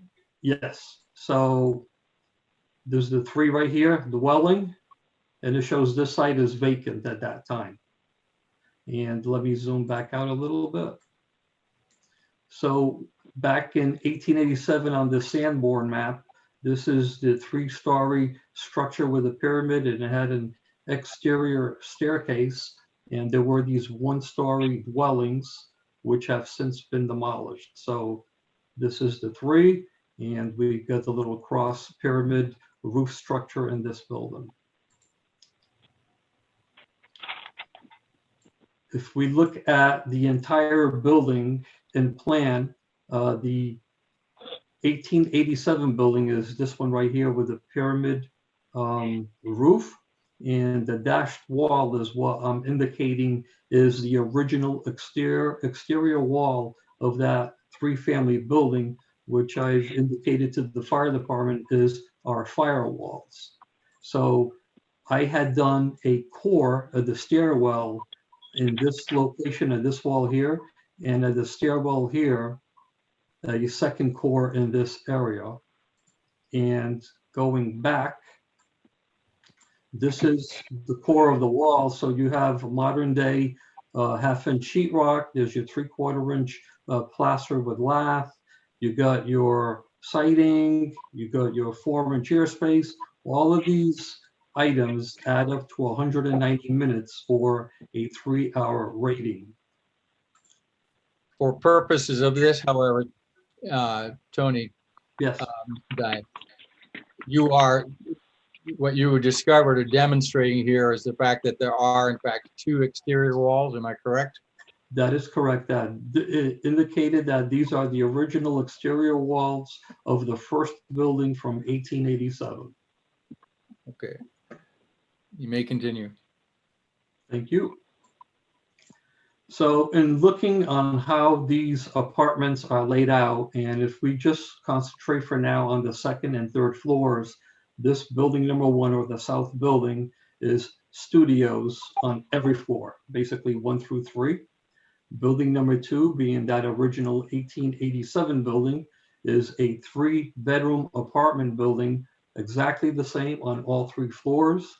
You can see that a newer staircase separates the 2 buildings, and there's a newer staircase here of which on the second and the third floor are not connected because these are the locations where they've put a fire escape up there. And this is the other stairwell here. To give you an idea of what this looks like today. So 201, the address 201, this staircase leads you only to the second floors to the apartments on both sides. So you have your typical 1-bedroom studio here, which is exactly the same on all of the upper floors, except the door is now here because it's inside. You have your 1887 building with its 3 bedrooms, master bedroom, second bedroom, third bedroom, dining room, bathrooms, kitchen, and living room. Has its own separate entrance here, and there's no way of making that connection to building number 3. And in building number 3, again, stairway, this is 1 unit, and this is a second unit over here. But this particular floor plan is of the first floor, so sorry about that. So on Union Street, there's a door that takes you to the apartment levels on 2 and 3 here. And there's a door that takes you into this apartment. It's a 2-bedroom apartment. And there's another door going into that exact same apartment. That's apartment number 1 on the first floor. Apartment number 2 on the first floor has a door here on Union Street and a door here on 189 Main Street. And this is also a 2-bedroom apartment. So we have a total of 3 units on building number 1, a total of 3 units on building number 2. So between buildings 1 and buildings 2, you already have 6 units. So let's forget that for a second. Zoom out here a little bit more. Okay, so again, building number 1, total 3 units. Building number 2, totally 3 units. And that's 6. I don't know if you can see this other document, but I have the zoning board of review documentation from 1977, which it's referencing a change from the present non-conformance use of 5 apartments and 2 stores, totaling a total of all 7 apartment units. So if we now go back to what I'm calling building number 3, we know that the second and the third floor each have 2 units. That is totaling 4 units. What we're saying is on the first floor, there were 2 retail spaces and 1 additional apartment space. Now, I laid out a scenario of which I could get the smallest possible apartment in here. And this 5th apartment is slightly larger than the studio units on apartment number 1. So based on existing doors being 3 separate doors, meaning that there are 3 separate entrances for 3 separate things, I've come to the conclusion, especially with the firewalls and the stair locations, that the 4 units on the second and third floor, plus a 1-unit apartment, which has since disappeared, adding 5. And then you're talking about the 2 retail spaces on the first floor. And again, these retail spaces were identified on the Warren Historical nomination as saying that the retail storefronts existed where the piers were located. These dark masses here, these locations were where the main storefront on North Main Street was located. So we know for sure that the retail, the 2 retail spaces were only located in this northwest or north building. So, And Mr. Dias, this is the vice chair.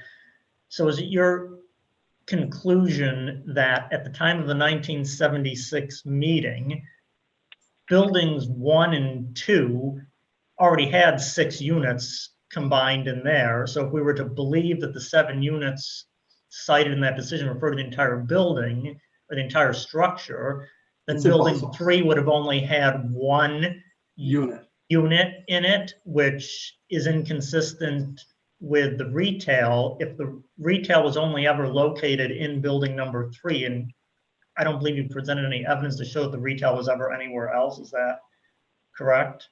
That is correct. And that 1977 decision also does reference fire codes. So I'm under the impression that in 1977, Rhode Island did have at least the first or the second version of the building code in which firewalls would have been known to them at the time. So it's my belief that when they made the determination on the number of units being total of 7, they were under the knowledge, knowing that those other buildings existed, and there was the legal separation of the firewalls. And if I can go back really quick to the firewall section, right here, let me zoom out a little bit, and this is from the building code, International Building Code, which Rhode Island has adopted, section 701.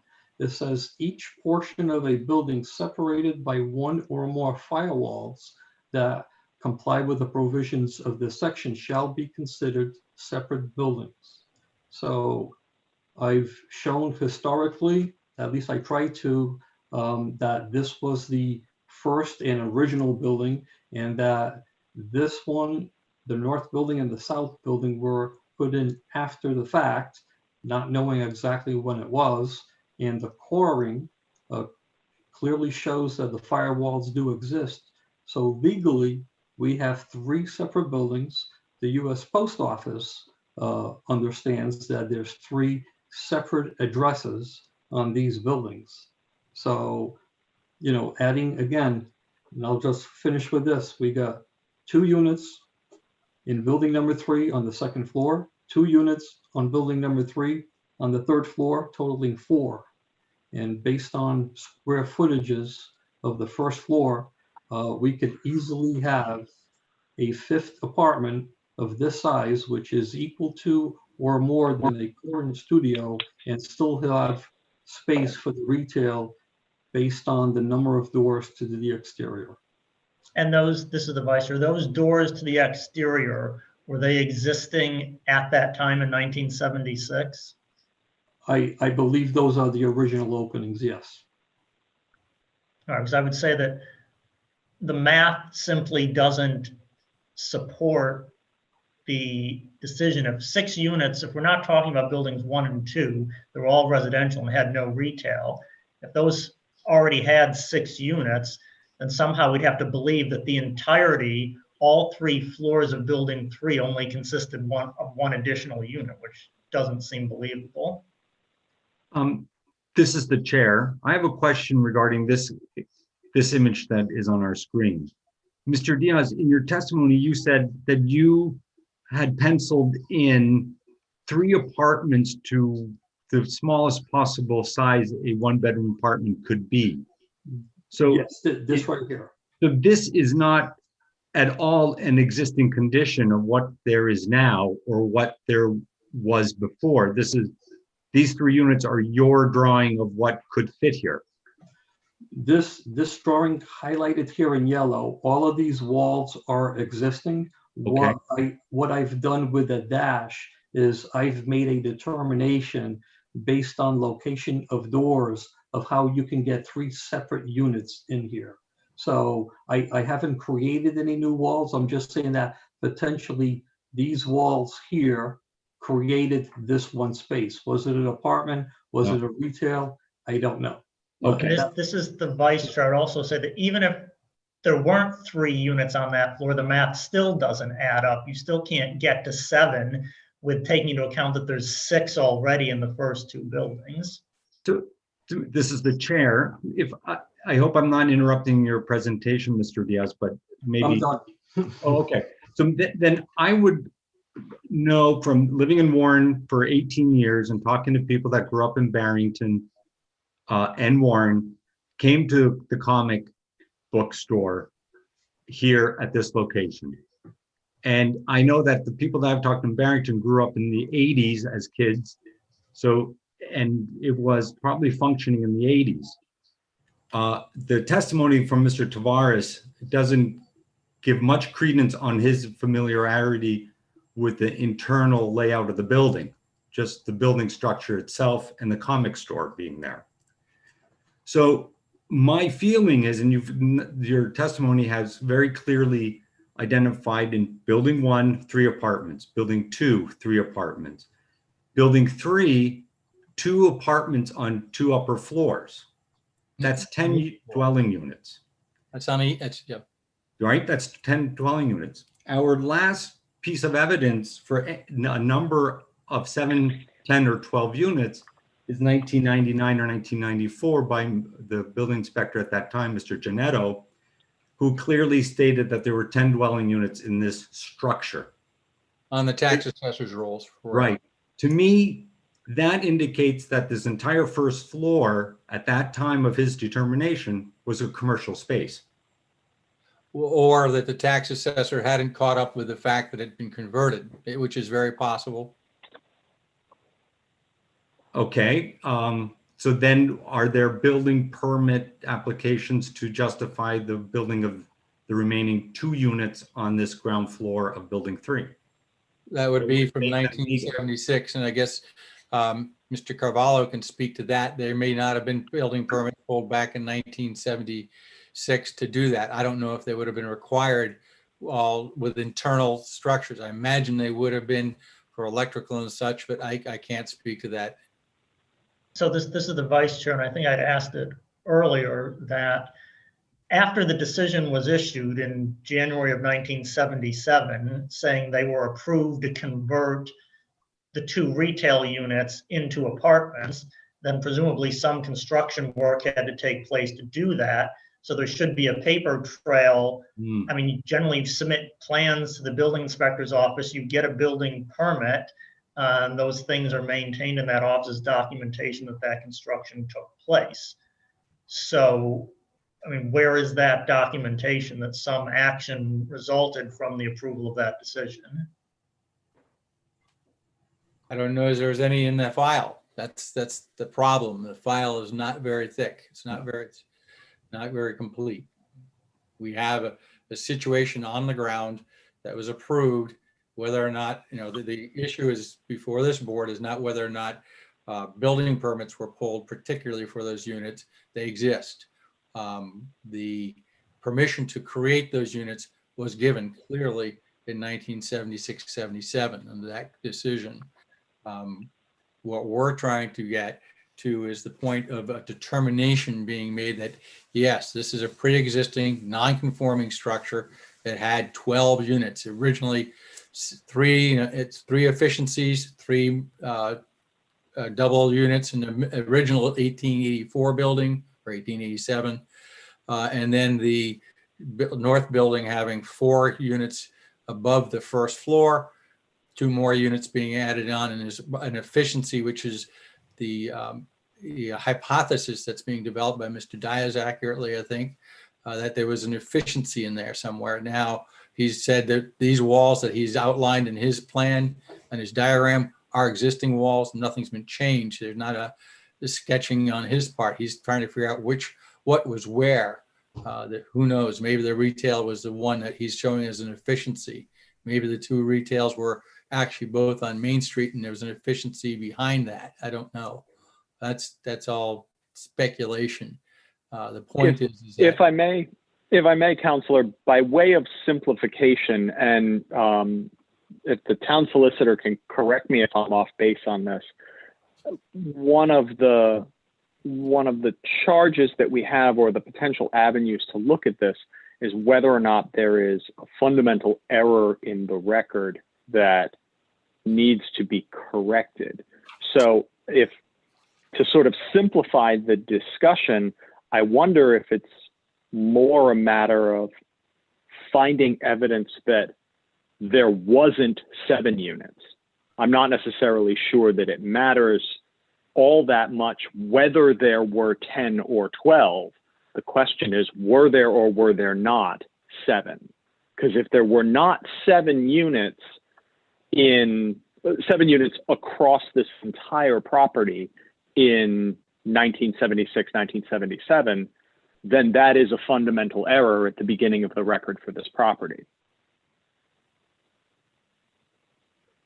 I'm sorry, I'm not following that. I think, Bruce, this is the vice chair. I think what Jason is basically saying, what I was trying to communicate before, that the math doesn't add up. If the decision from 1977 is citing 7 units, and we can pretty much see that 7 cannot be the total number of units that existed across that entire structure in 1977, that if that number in itself is inaccurate, that is an error in that decision from the starting point, that it's already flawed in that there's no way that the math adds up with 3 units in the first building, 3 units in the second building that haven't changed. That's already 6. There's no way that it's believable that within all 3 floors of the number 3 building, that was all just 1 unit. So I think proving whether it's 10 or 12, as Jason said, maybe isn't as relevant, that we can prove an error that 7 does not apply to the entire structure, that the decision appears not to relate to the entire series of buildings here. Right, and you know, coming in defense of that, the muddiness in the record, if you may, one of the reasons why you're all qualified to be arbiters of what is good and bad for the town is your knowledge of the town, your awareness of the town. And the board in 1976, while there's no printed record because we didn't have recording at the time, we didn't use stenographers at the time, they had knowledge of that building. They knew probably of the comic book store and whatever the other retail outlet was there. So they had intrinsic knowledge of, oh, this is what we're talking about, as opposed to the other parts of the building.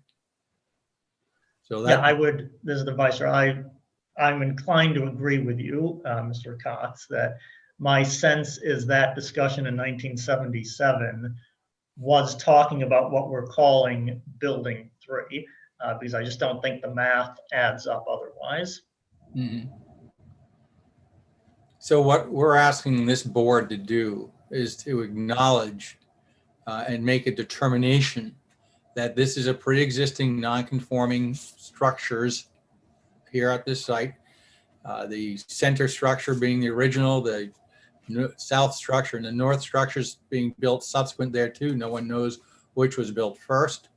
That you know, in your authority, you can make that there's a determination that this is a pre-existing non-conforming structure of 12 dwelling units, as opposed to, you know, Mr. Carvalho being strapped with a bad record, bad file record.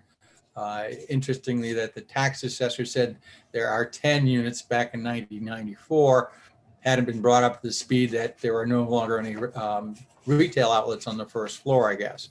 But that's where we're looking to this board for.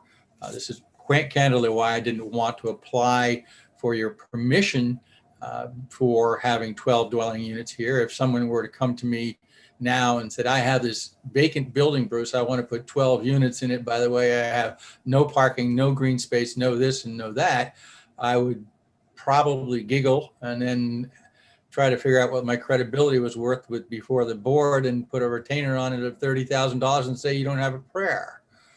This is a non-conforming pre-existing use. It pre-exists, you know, the center part pre-exists all of us breathing here today. The other ones probably pre-exists all of us breathing here today still in the 20s. So that's my point is we're not looking for an approval, we're looking for a determination. That is a fact. These are facts on the ground. It's a more complete record now. We have a recording, we have stenographer, so that will all exist within the record, and I will work with a solicitor to try to make it as a complete a record as possible. So there's no question in the future. In the meanwhile, the owner of the building is dealing with the housing court, and the fire board to assure the life safety issues associated with the structure.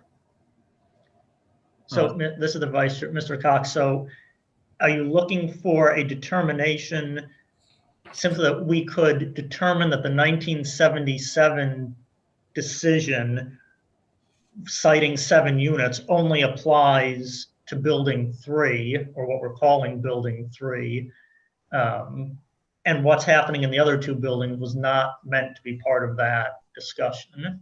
That is correct, and that as a result, this is a series of 3 pre-existing non-conforming structures with a total of 12 dwelling units. This is the chair. If we take the vice chair's math of 7 units and the building as existing in buildings 3, and we add 3 and 3 of the other 2 buildings, that brings us to 13. Yeah, I was just doing the math, Paul, and I think what I'm seeing from this is that the one in the first floor of building 3, the so-called efficiency, that does not currently exist. Somehow that's been merged into these other 2, that at the time of the 1977 discussion, that there were the 2 retail stores plus potentially this efficiency, so there would be 7 units in that building at that time. It appears that at the present time, in the year 2020, the first floor is only occupied by 2 units that may have, scavenged space from that efficiency. I don't know that we have to make a determination of whether it's 12 units or 13 units. I think if perhaps we can just affirm that our belief that the 1977 decision referring to 7 units at that time only pertains to building 3 and does not pertain to the entire construction, then however many units are in the other 2 buildings would really be irrelevant because they were already existing. That decision doesn't affect those 2 sections. Right, and then the determination that in fact this is 3 separate structures totaling of 12 units, 3, and 6. Right. Mr. Ellis, that's correct, Mr. Cox is stating. Basically, what he's looking for is a certificate, a zoning certificate, which shows 12 units. If it was denied, if he's issued that based on the determination, now it's officially legally non-conforming on the record. All right. This is the chair.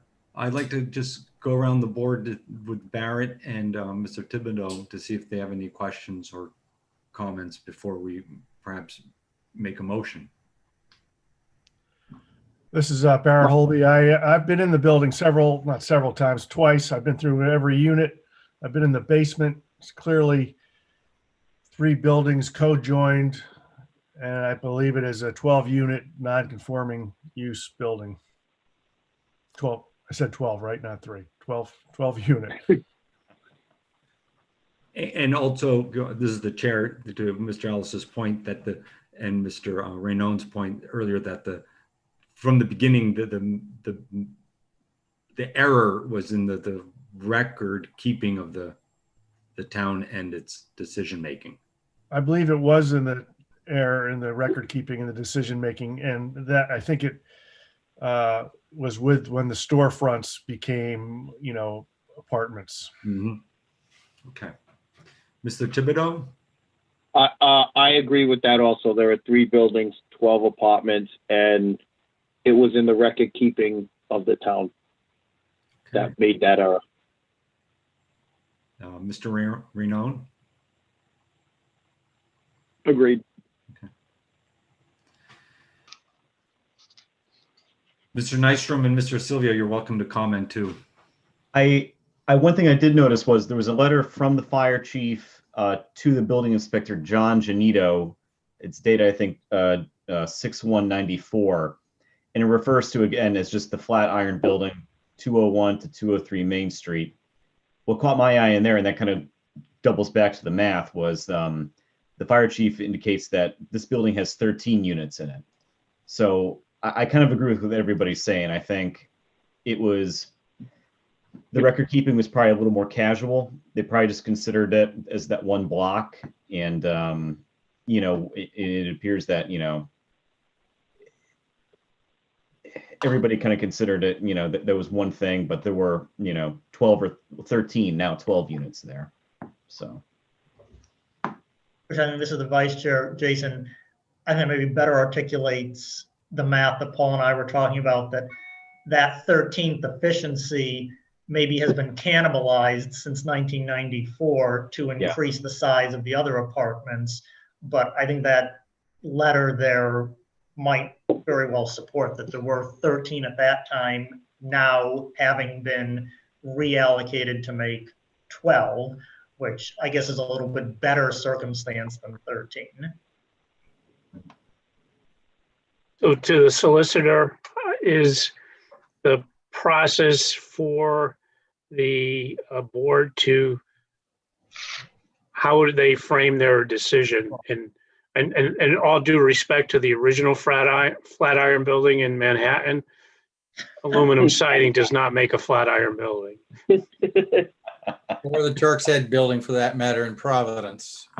If I may, I believe what I am seeking is a motion from the board that they, in their capacity under 3218A, make a determination that an error in the records existed in the clarity of the decision of 1976, that related only to the third building, the north building, so that we're clear on the record. North will always be north and not 312 or whatever. The north building was the subject of the 1976 decision, and that they did not address the pre-existing nonconformities of the original center building and the southern building. I would just add, and therefore, the town of Warren to authorize a zoning certificate for the property, making it 12 units. And Mr. Cox has already talked about the safety issues that the town's concerned about. Correct, and I believe the zoning board actually can, looking at the zoning board shall have the powers of the zoning officer when the appeal is taken, so that it's clear that this is a decision not solely based upon Tony's shoulders, but upon the zoning board, sitting as a board of appeals, having the opportunity to have a fuller review of the record and the facts on the ground. And I think it's important to understand that the applicant or the owner has worked with the fire chief and the fire marshal to bring the building into compliance, getting some final determination on whether it's 7 or 11 or 12 units is going to dictate what the final fire protection program is going to be. And he's expressed and shown an evidence to continue to meet those requirements. So, I think the motion is to, has been articulated, to acknowledge that the existing condition is acceptable. Is that correct? I was going to make something if Paul called for a motion. Please do then. Okay, this is the vice chair speaking. So I'd like to make a motion on application number 20-01A, Salem Silvera Land Company owner and applicant, 189, 195, and 201 Main Street, plat map 2, lots 78 and 79, requesting an appeal under section 32-5A, under 32.6 to authorize and direct the building official to issue a zoning certificate for the above property, acknowledging it as a 12-unit apartment complex. Making the motion based on the testimony that we've had and the documents submitted and a review of the record, we find this Board of Appeal acting in the capacity of the zoning officer, that the error that occurred was in the decision dated January 19th, 1977, and that the text of that decision citing the 7 units referred only to the northernmost of the 3 buildings that have been described. That the error in that decision is that it was not articulated clearly that this decision pertained only to that portion, not respective to the central building and the southernmost building.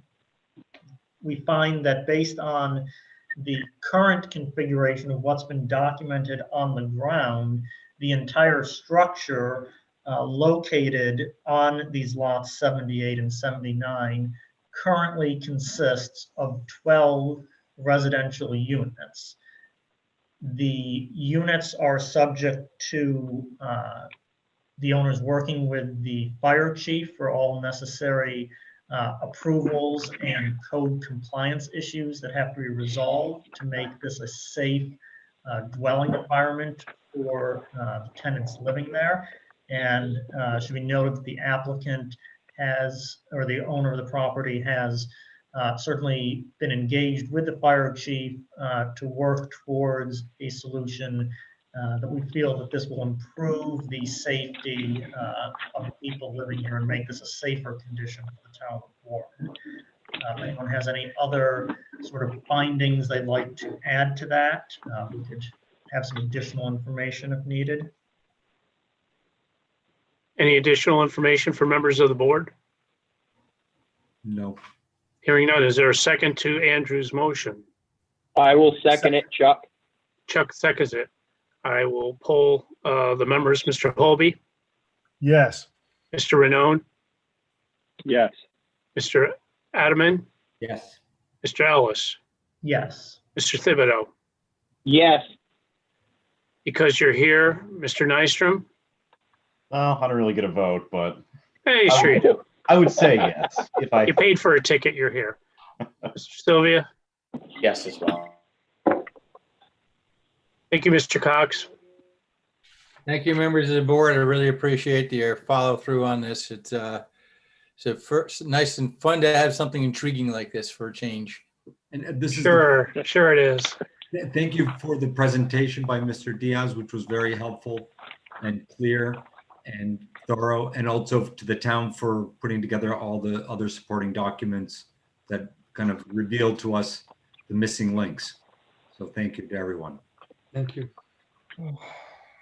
The next agenda item is application 2002A. Ronald Javaris, applicant and owner Brenda Javaris, 15-17 Birch Swamp Road, map 22, lot 60. Request for an appeal under section 32-74 and overturn the July 23rd, 2020 decision of the Department of Building and Zoning. This matter was continued from October 21st, 2020. Thank you, Mr. Rulli. This is the chair. Is the applicant present? And please state your name and address and who you might be representing, and then present us the reason for the appeal. Good evening, Chair. This is Ryan Hurley. I'm an attorney from Kiernan, Plunkett, Redahan. I am representing the applicant and property owner. With me this evening as well is Mr. Ronald Gervais, the applicant. He will be testifying in support of this appeal. We are asking that the board make a determination this evening that the wood cutting operation on the property in question is a legal pre-existing use. It has been a piece of property that's been owned by the Jarvis family for nearly 100 years. And they have been doing this log cutting, log splitting, log cutting operation throughout their ownership of this property. We're going to present evidence to that effect so the board can make a determination that this indeed is a legal pre-existing use. There has not been an expansion of the use as cited in the violation that occurred roughly around 2018. That the use that is currently being the current use is similar in size and scale and scope as it has always been during Mr. Gervais's life. And as I said, he has lived on the property, and his family has owned the property for many, many years, pre-existing the zoning adoption of the zoning ordinances.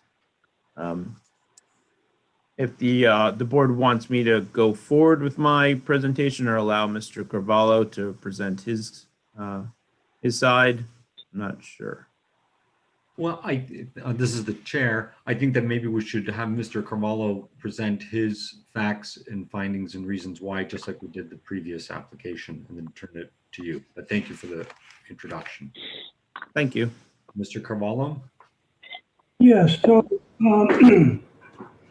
I was responding to a complaint, and on my investigation, it appeared that there's a wood cutting operation going on, and which really isn't allowed in the zone.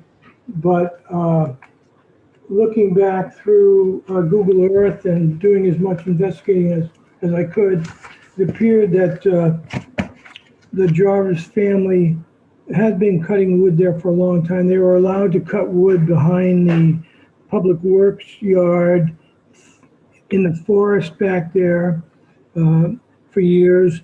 And looking at Google Earth, it appeared that around 2018, all of a sudden, the operation became much more expanded.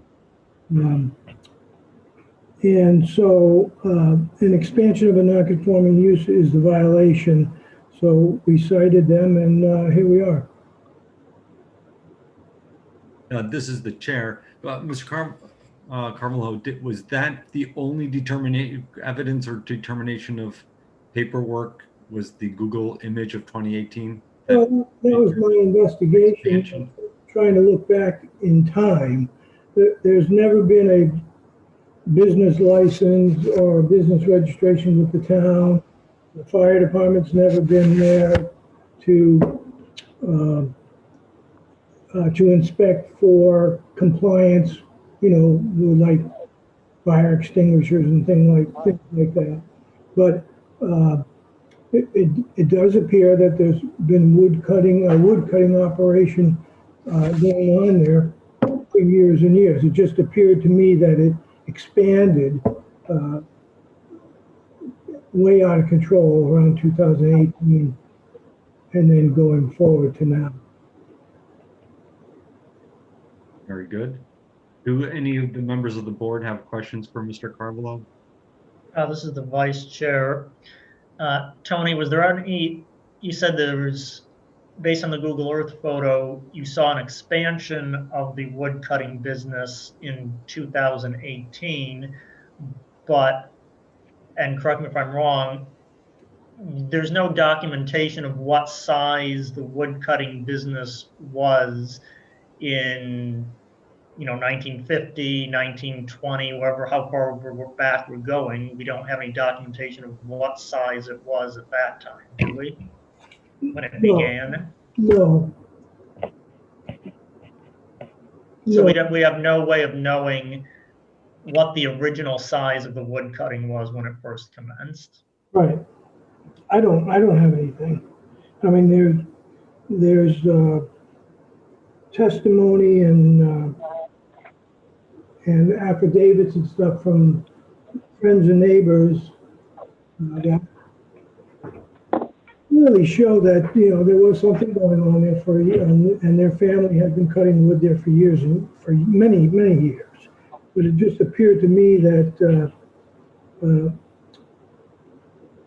you know, this was probably an existing non-conforming use even prior to the zoning of that area as residential. It's right next to the DPW yard. But in 2018, it's pretty clear on Google Earth that all of a sudden they start getting large piles of logs being delivered for them to process. This is the vice chair, Tony. So you say in 2018 it was clear. So what specific date prior to 2018 do you have an image that you're comparing it to? All the images prior to that show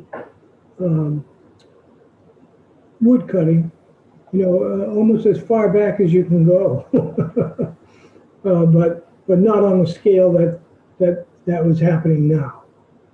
This is the chair, but do you have any of those images to share with us? No, I don't.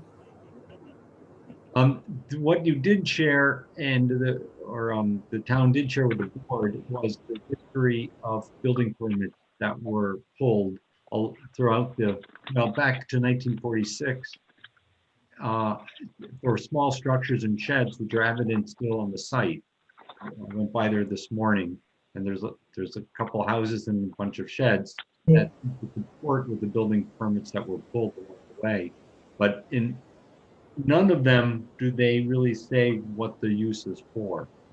Well, the wood cutting was really done outside. Yeah. No, I'm just saying it for the record. They're clearly sheds, but without any explicit use of. Yes, right. Yeah. So this is the vice chair. So Paul, we could potentially infer that the sheds may have been serving a wood cutting operation at that time, but we don't. We know that there was wood cutting on the property, and there were these various sheds, so we don't really know what the size of the wood cutting was going back in time. Well, it's firewood, so you don't even have to do it in a shed. You can just do that right out in the yard. And that's what it appears that they're doing now. It's just they don't have a business registration. It's whether it's legal or illegal, a non-conforming use in a residential zone. And it appeared to me that it ramped up in production. So Tony, this is the vice chair again.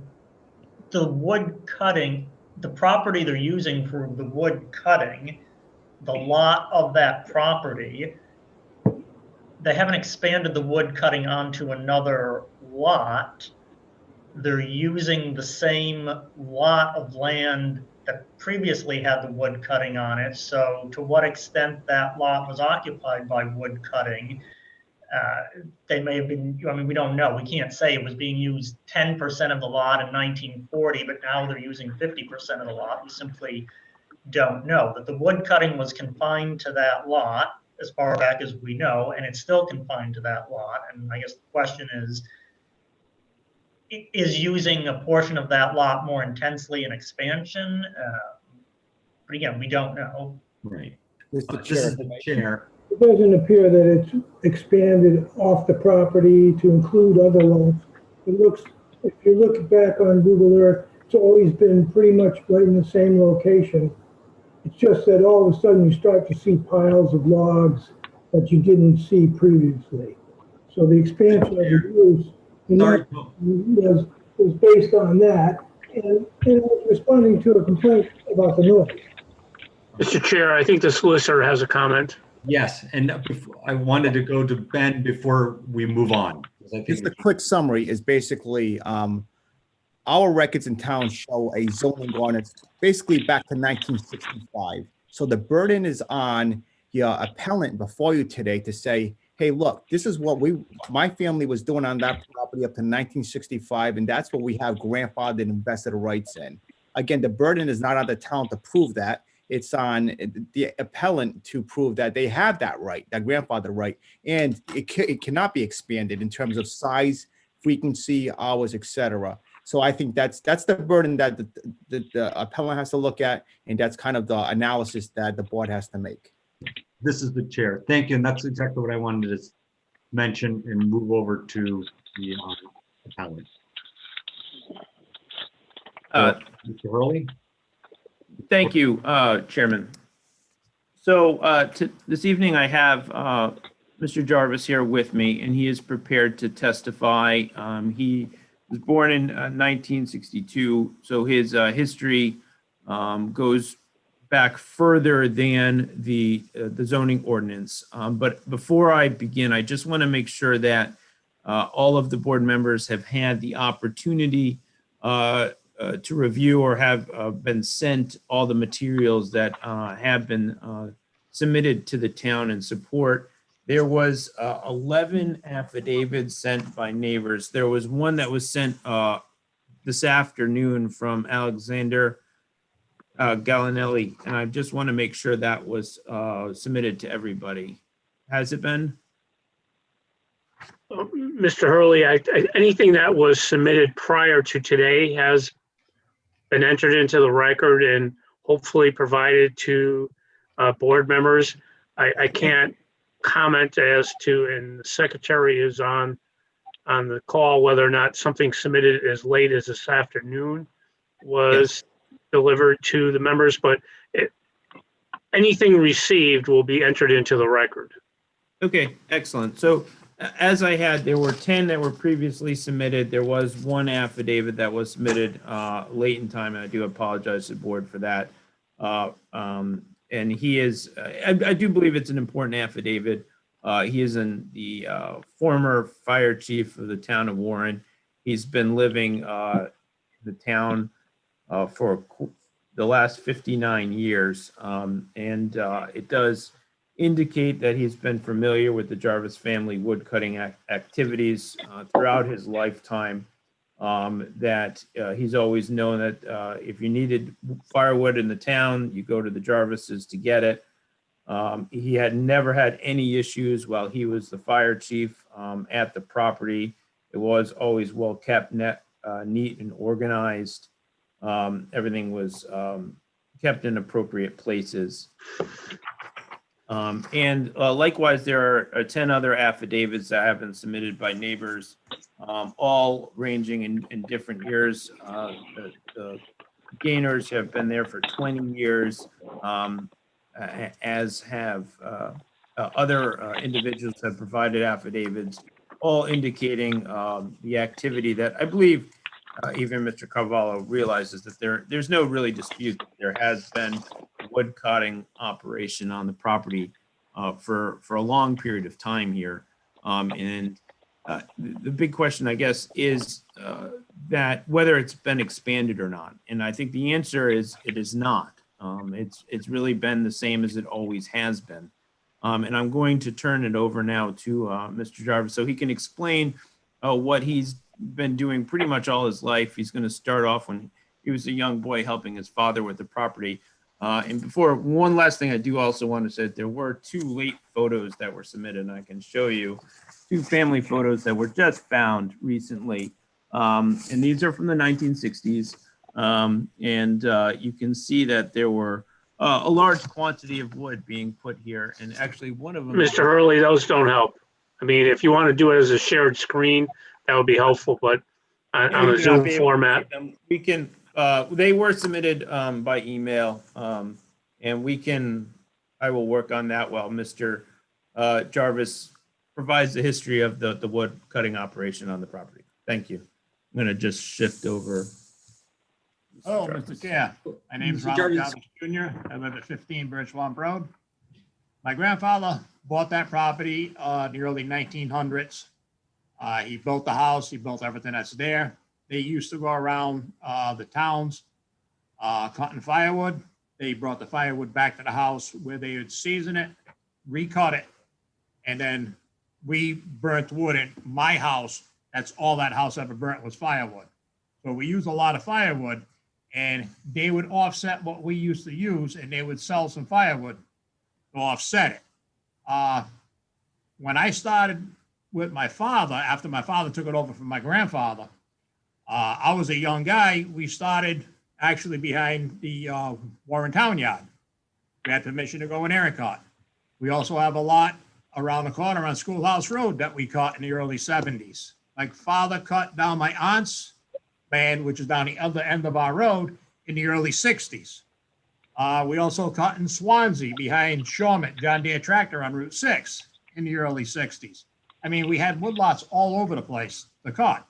So, I mean, the wood's been always in the same place all the time. These pictures that we had just found shows that the wood's been in the same place all the time. We haven't expanded. This is what we've been doing all our lives.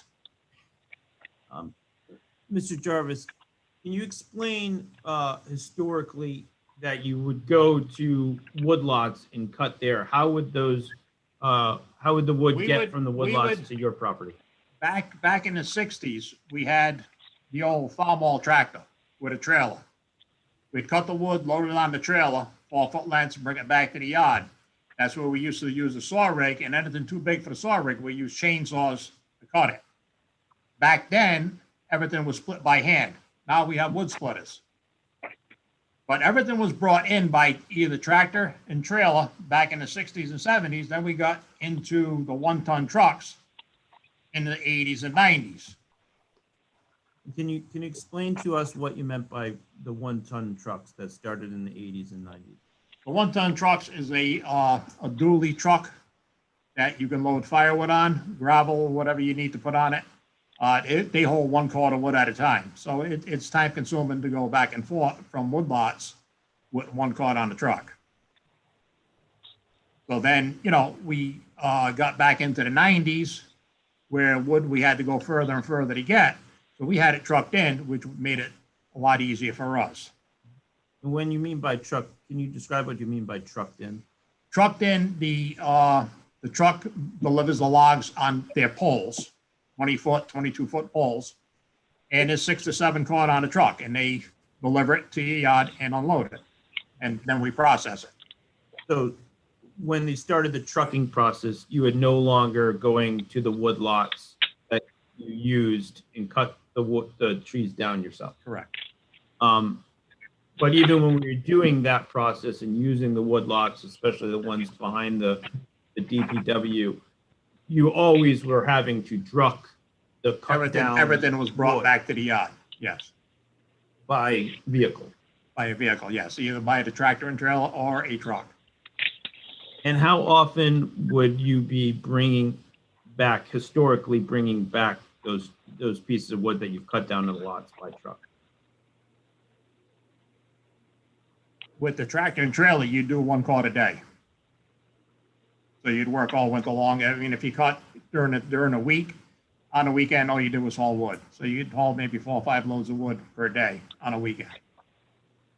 And now that you switched to what you were described to as the trucking process, how often do you have a load of wood come into the property? We averaging about 1 load per month. And the amount of wood that is brought in on that load, is that equivalent to, say, a month's worth that was brought in by the tractor? Yes. And how many, when you have this load and current state of affairs, how many poles would be delivered to the property? 30, 35 poles. And what were the size of these poles again? They average in range. Some are really big, some are small. Roughly 20 foot long? Yes. And how do you process these poles? We use chainsaws and wood splitters. Okay, and historically, you always used machinery to cut them down as well? Yes. And after you've cut them down, the poles, and split them, what do you do with the split wood? Put pallets down on the ground and we pack the wood on pallets. We make an L along Bird Swamp Road and along my neighbor's yard. We pack that about 6.5 feet high for like a sound barrier, and people will look in, and then we put pallets down and then just throw the rest of the wood. And is that where your family has been stacking the wood since you can remember? That's been there forever, yeah.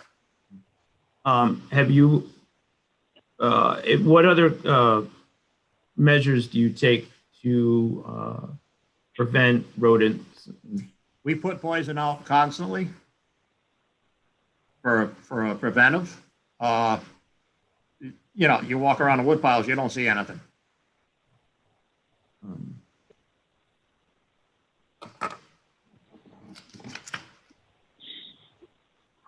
Was there an incident that took place this summer in which more wood was delivered than was supposed to? They put 3 loads of wood in the garden, which used to be a garden, when the guy was only supposed to put 2 loads there, and 1 load was supposed to go near my house. And the guy switched the pile the opposite direction, which I don't know why he did. We weren't home when he delivered these 3 loads. So that made it look like an eyesore. Made it look like a mountain of wood, which it did, because there was only supposed to be 2 loads put there, not the 3rd load.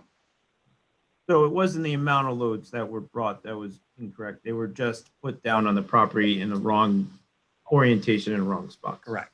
So typically you have a pile which has 2 loads and then a different spot for a single load. Correct. Okay. And at this time, the driver put all 3 loads together. Yes. Okay. And that's not how it typically looks? No. Okay, and is that when Mr. Carvalho first saw the property? That was this year, yes. Okay, and subsequently you corrected that problem? Yes. And you've done that by taking the wood and processing it? Right. Okay, and now it's returned to its normal state where you're using an area for 2 piles and 1 area for 1 pile of wood. Correct.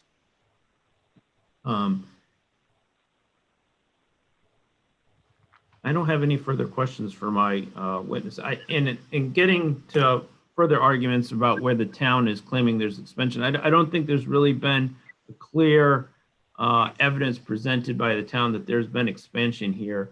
I think the affidavits clearly show that there has been a wood cutting activities on this property for many, many years that are going back prior to the zoning ordinance. Mr. Jarvis's testimony is clear on the matter, Your Honor, Chairman, that this has been a process that his family has been doing for a long period of time. He sells to a few neighbors in the area to offset his family's costs. There has not been expansion of use, though it is slightly different than it used to be over the years, in that they don't go to any woodlots anymore in the area, frankly, because the town of Warren is just changed over the many decades, and there aren't those types of woodlots anymore. But really, the process is generally still the same, substantially the same. Cut down wood is brought into the property, and then it's processed from there. They do not have, and I can have Mr. Jarvis testify about this, but do you have customers come onto the property with trucks? How would a customer get the wood? They either stop or call us and we deliver it.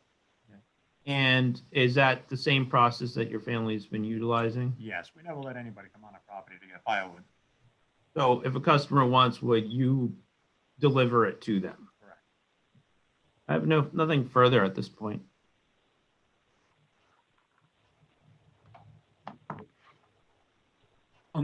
This is the chair.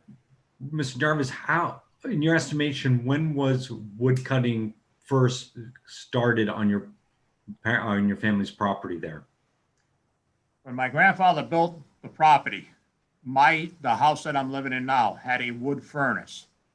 So as soon as the house was built, that's when he started cutting wood, because he had to heat the house.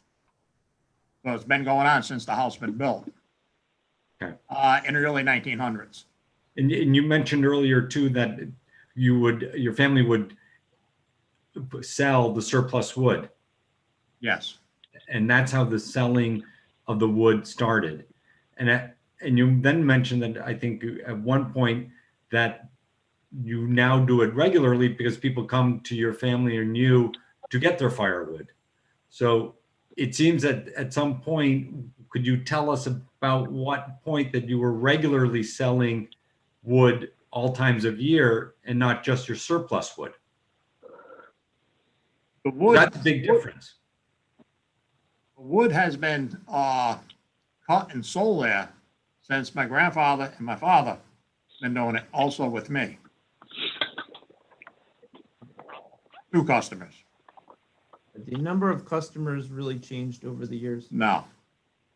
So when you started as a young kid in this process with your grandfather and your father, and they were selling to customers, their number of customers any different than your current customers? No, we have just repeat customers. That's all we have. We don't take on new customers.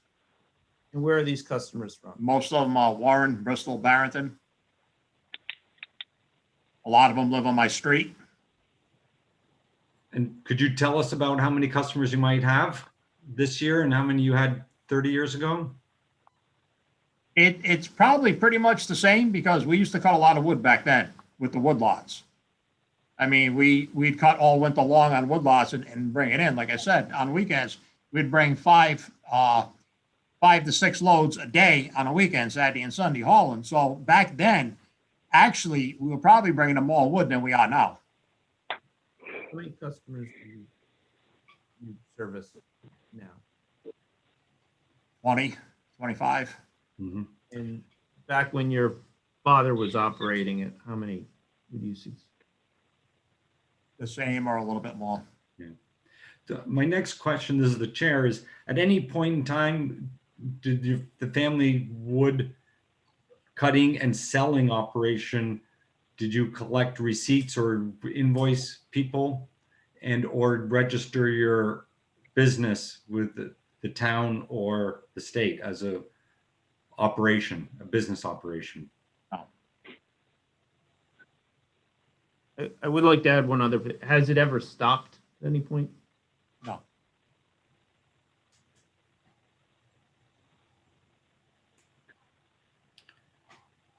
Any other questions? This is the chair. I do not have any questions at this time. I'll defer to the other board members for questions if they have any.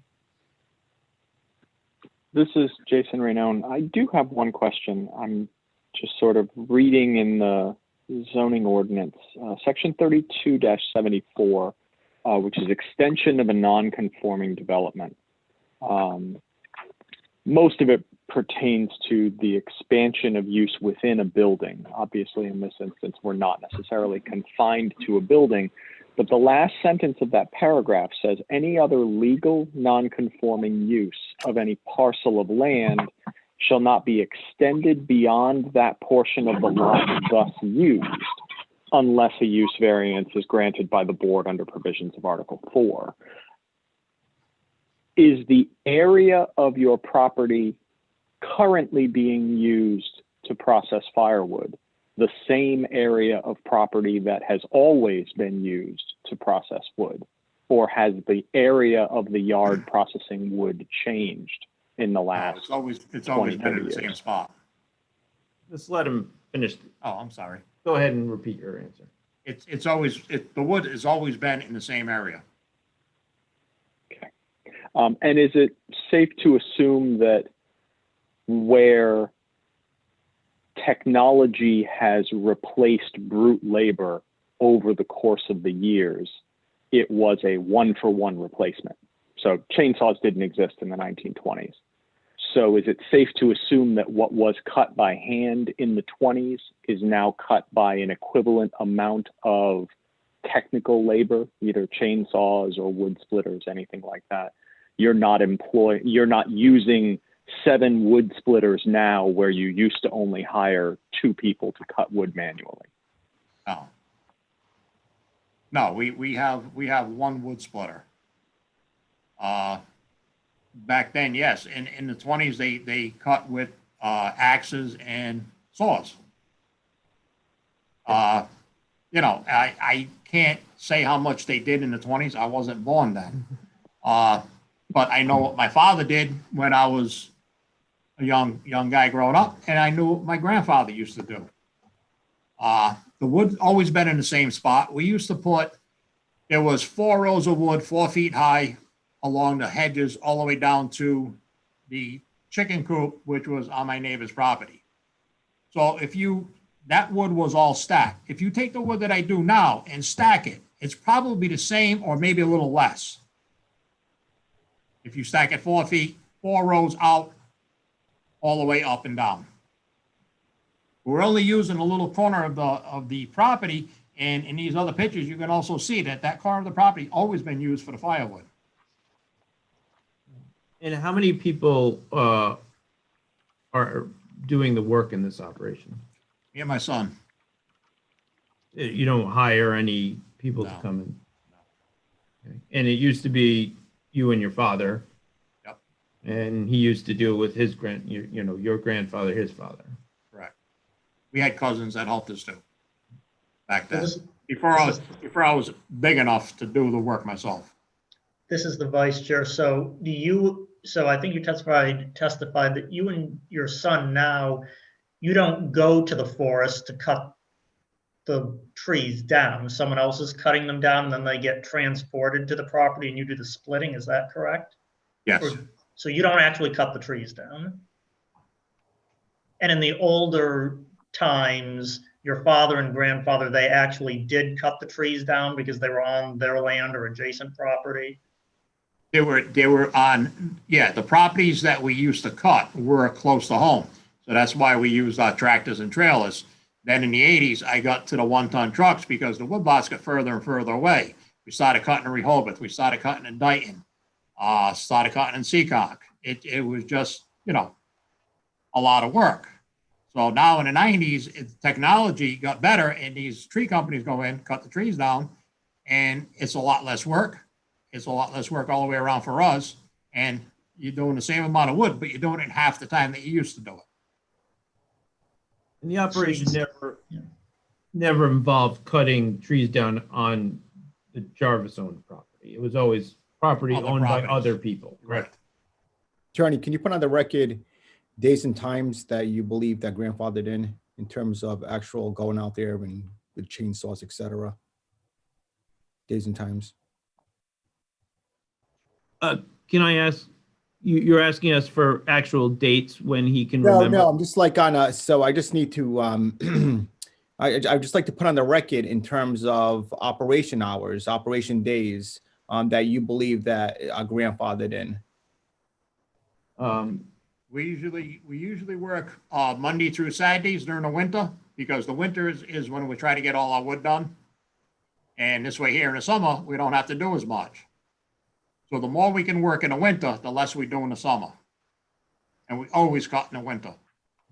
How many days, is the amount of days that you cut presently any different than what your No, father would cut? no, everything that we're working now, we did in the past.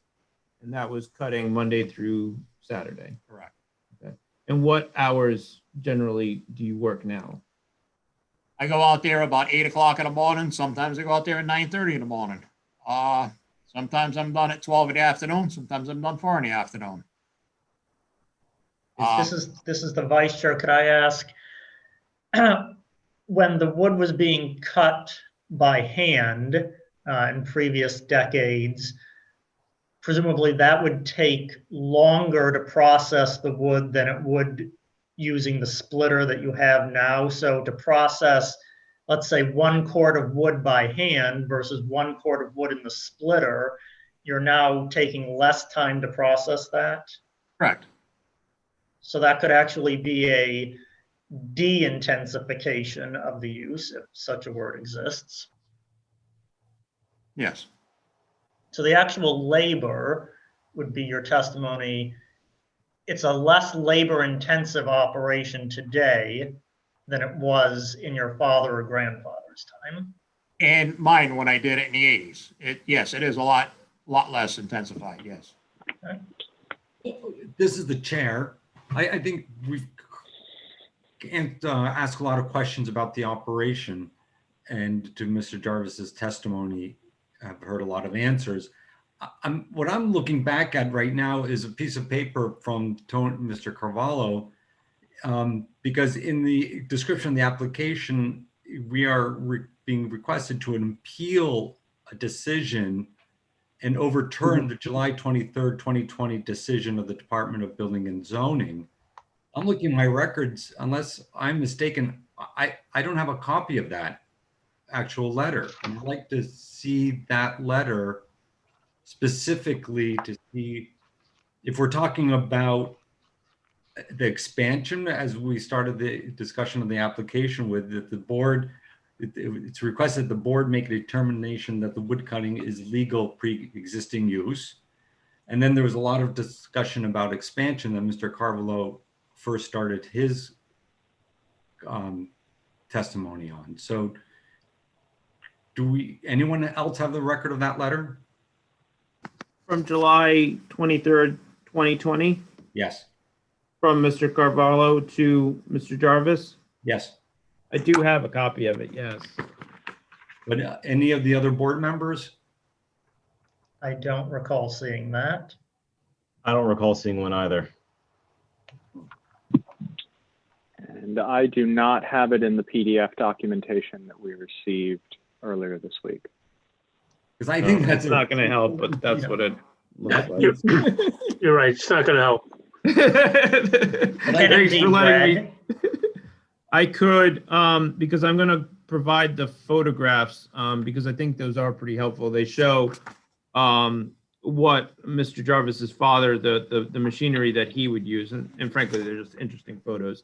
I could also scan this letter and I guess email it to you guys or share it to you guys. Is that something the board would be interested in seeing? Can we just read it? I could I also mean- read it. Yeah, it's 3 paragraphs. It wouldn't take too long. I could read it in. Yep.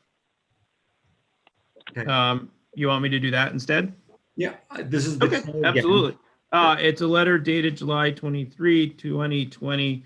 It's to address to Mr. Jarvis. It's sent by Mr. Garvallo in his capacity as the building and zoning official. It says, "Dear Mr. Jarvis, the building department of the town of Warren has received a complaint of the existence of an illegal fire manufacturing operation at your property on 1517 Birch Swamp Road, Plat 22, Lot 60.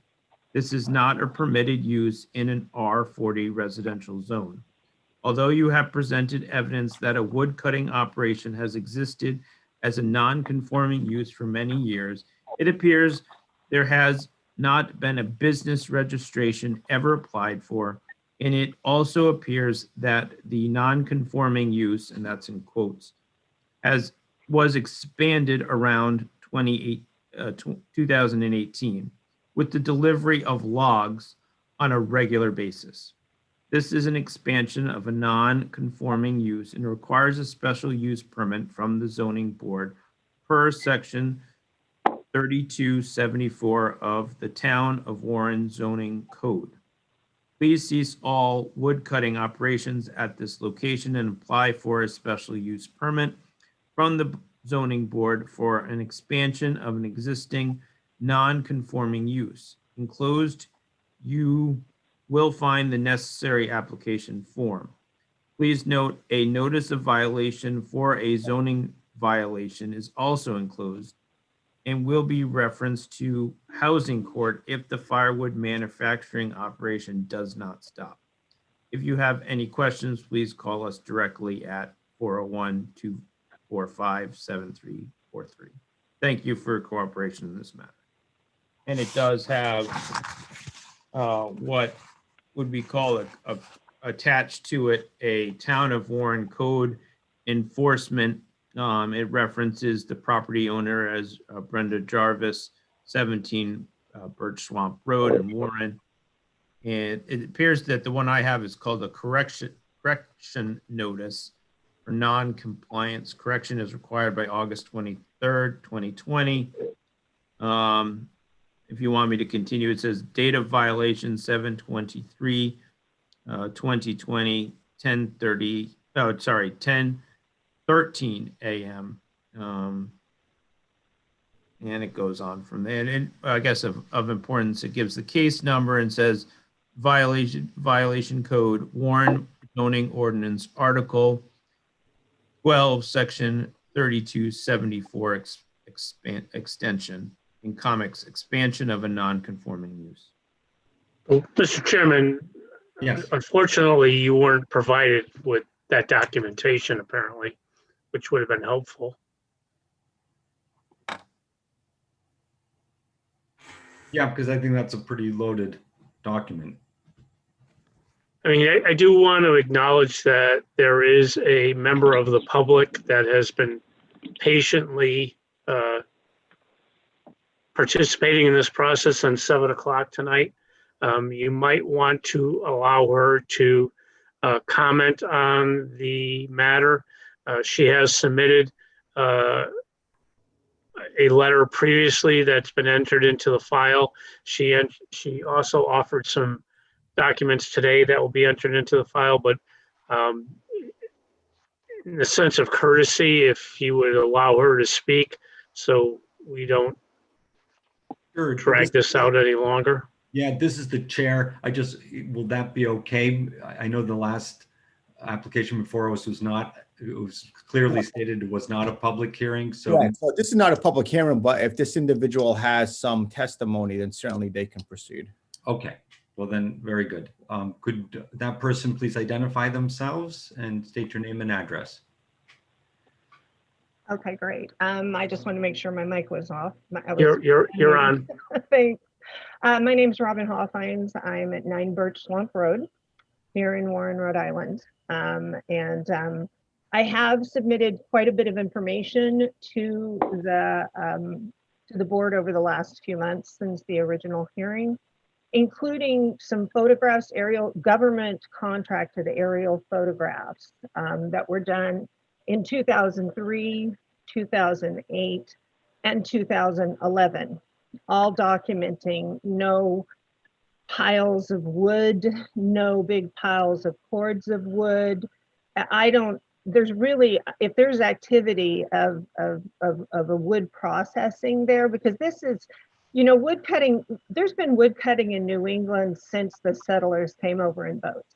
I mean, we've been chopping down trees and cutting up firewood and building things for all of time. So everybody does wood cutting in New England. The question is what degree and how big a deal it is and what kind of things are used and whether it becomes a nuisance and whether it's a business.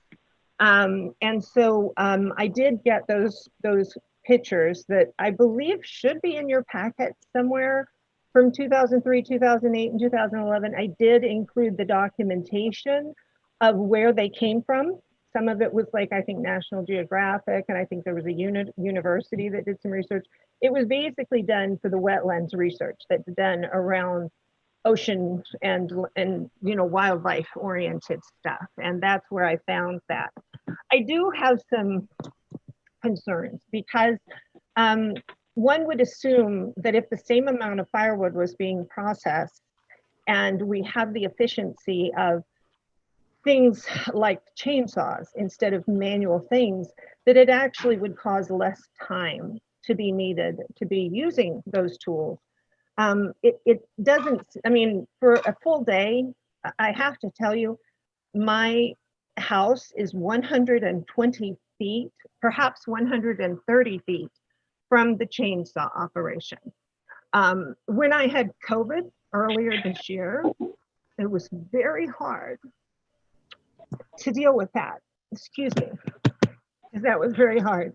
I do have to also question this belief that that it's been consistent this whole time. I don't doubt that neighbors have heard chainsaws. I've got to tell you, in the summertime, in the spring and the fall, chainsaws happen here and there, but they're not happening constantly in the same place as an ongoing thing. I believe we were just told that that my neighbor primarily cuts in the winter, right? Because that's when it's needed the most. And yet 3 loads were delivered in early July, 3 loads. And there's about 30 cords on every truck. I know because I see them go down my street. I'm sorry? Nothing. Okay, I see those trucks going and coming and going, and there's always big, they're like, there's also like these bigger than a pickup, smaller than a semi truck that picks up a lot of wood almost on a daily basis. The cords of wood don't just come in once a month. I mean, we were seeing them weekly coming in. This is something that is happening a lot. I don't doubt that it happened gradually and no one really noticed. I don't doubt that Mr. Gervais, I hope I said his name correctly because I know everybody has a different way of pronouncing a similar spelling around here. I don't doubt that it felt very organic and a natural growth, but the fact of the matter is in 2003, 2008, and 2011, at least in those periods of time, there's no sign of this continuous operation happening. And to me, that kind of makes it seem like maybe it wasn't happening to the same degree. If you were to look at 2018 or 2020, you see a very different picture. It's seriously covered, okay, with the cords of wood and with the cut wood. My other thing is if this has been a business, then if it's been a real business and not just doing some volunteer cutting, which everybody does all the time for everybody else, then there should be some real business records, including, if nothing else, something submitted to the town in the form of income tax records. Because if things were being sold, it's required by law that that be declared. So to say that a business has been going on for this long and that sales have been happening and that it could threaten his ability to live in his home over a period of time, because I believe that was one of the things that occurred in the appeal of whether he could continue to live there if he wasn't going to be doing this. That just seems odd to me if we don't have any record of how much that really is. Clearly business has been happening. I'm not going to say it hasn't. There's no question it's been happening, but I really question whether it's been happening to this degree. And I have to tell you that inherent in this business, the problem is not the chopping of wood. Inherent in this business is the use of machinery that violates the laws in the town in terms of the decibel level of the machinery. And I've been frequently told, well, you can call the police and they'll go measure it with a decibel level. I could do that. You know, that's a really great way to tick off the police because they know they're driving by, they know it's happening. But the real kicker is that I did extensive research, and the quietest of chainsaws, the quietest of new electric chainsaws exceed the town's levels. And I do know that people chainsaw because they have to cut things and they have to chop things and they do have to do that. But to be doing it constantly for an extended period of time just seems really, it's very difficult to live near. Lastly, I would beg of the town that if any exception is made, that it be restricted to a specific amount of wood, specific hours of the day or week that can be done, and periods of time that the machines can be used, and types of machines, such as electric chainsaws instead of gas chainsaws. Are they as much fun? Are they as heavy duty? No, but they are a lot less aggressive physically and emotionally. Thank you for allowing me to speak. Thank you very much. We appreciate it. We might have some questions for you too, so stick around if you like. I think you bring up some very good points, and maybe to the solicitor, our solicitor, my question is also a little bit based on what the abutter just mentioned, is the operation of a business without a license. I think that, yes, the case has been made that the wood processing operation has been on this parcel for many years prior to our zoning ordinance, establishment of our zoning ordinance. But if it does not negate the fact or need for a operation to have a business license to make that sale transaction and deliveries. Clearly they're getting deliveries from somewhere to their site. Product is brought to their site, they process the product and then sell it and move it off site. Can you speak to that a little bit? Yeah, certainly. So we actually mentioned that. We did the site visit there myself, Tony Carvalho, property owner and the attorney. And that was one of the topics that came up, whether or not the business, if he is running a business, again, I'm here as everybody else is, but if he's running a business and he's made some testimony today as to selling wood, et cetera, if the town requires him to register his business, then he has to do that, or else it's a separate, distinct violation and will be addressed. In terms of what other point, Paul? I'm sorry. So that's a business regulation. Yes, if it's relevant to him and his operation, certainly has to go register, separate from what's going on today, whether or not he has a right to operate at a certain level. Yep. Yeah, and this is the chair. If that business license is then granted and for his legal operation on the business side, does that then come with a conditions of hours of operation, what he can do with that license? I think that under that license, rather. No, I think that the hours, the intensity, the frequency, the location is set by your decision today.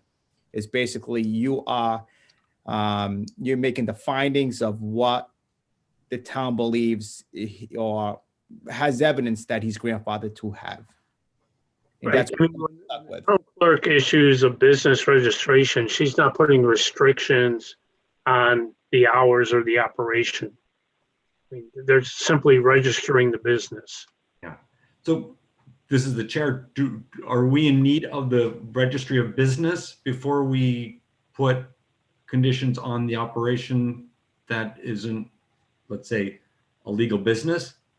Well, this is the vice chair. I would say we're also missing some documentation because it seems like the crux of the complaint about this business that prompted, or this operation that prompted Mr. Carvalho to go out there is a noise ordinance, potential noise ordinance violation. Yet we don't have any documentation of what the decibel level measured at the property line would be if it is in fact a violation of the town's code relating to that. Because it doesn't seem like the objection from the neighbor has to do with the operation of processing wood. It's a specific objection from the noise associated with one aspect of that operation, that it's a noise complaint similar to another recent matter we had where there was discussion of decibel levels. So maybe Tony, Tony Carvalho, can you weigh in on that? I mean, was that what you were called there for, was a noise complaint? Yes, but what the appeal is to overturn the decision of the building department on expansion of a non-conforming use. If it isn't an expansion of non-conforming use, then they would need a special use permit, in which case the zoning board could put conditions on it. I agree with Tony. I think that the issue of business regulation, the noise, are subtopics to what exactly is entitled to happen there. So in fact, if this board does verify or overturn Tony's saying, or just makes a decision saying this is what they're entitled to, all those other, the noise ordinance, the business regulation, all are still in play, but separate from the decision that this board has to make tonight. Okay. So this is the vice chair. Tony, the order you issued said that they must stop the processing of firewood. So was that they must stop the portion that's beyond, that's the expansion portion? They can continue to process what was there in the past prior to your alleged expansion? Or your order was to cease and desist all firewood processing, even though you seem to acknowledge that it was a pre-existing use? Well, I didn't, you're correct. I was telling them to stop and go and get the approvals necessary to continue the use. I didn't know if it was a legal or an illegal non-conforming use. All I know is it's not allowed in the residential zone. And if you're running a body shop out of your garage, you got to go and get approval to do that.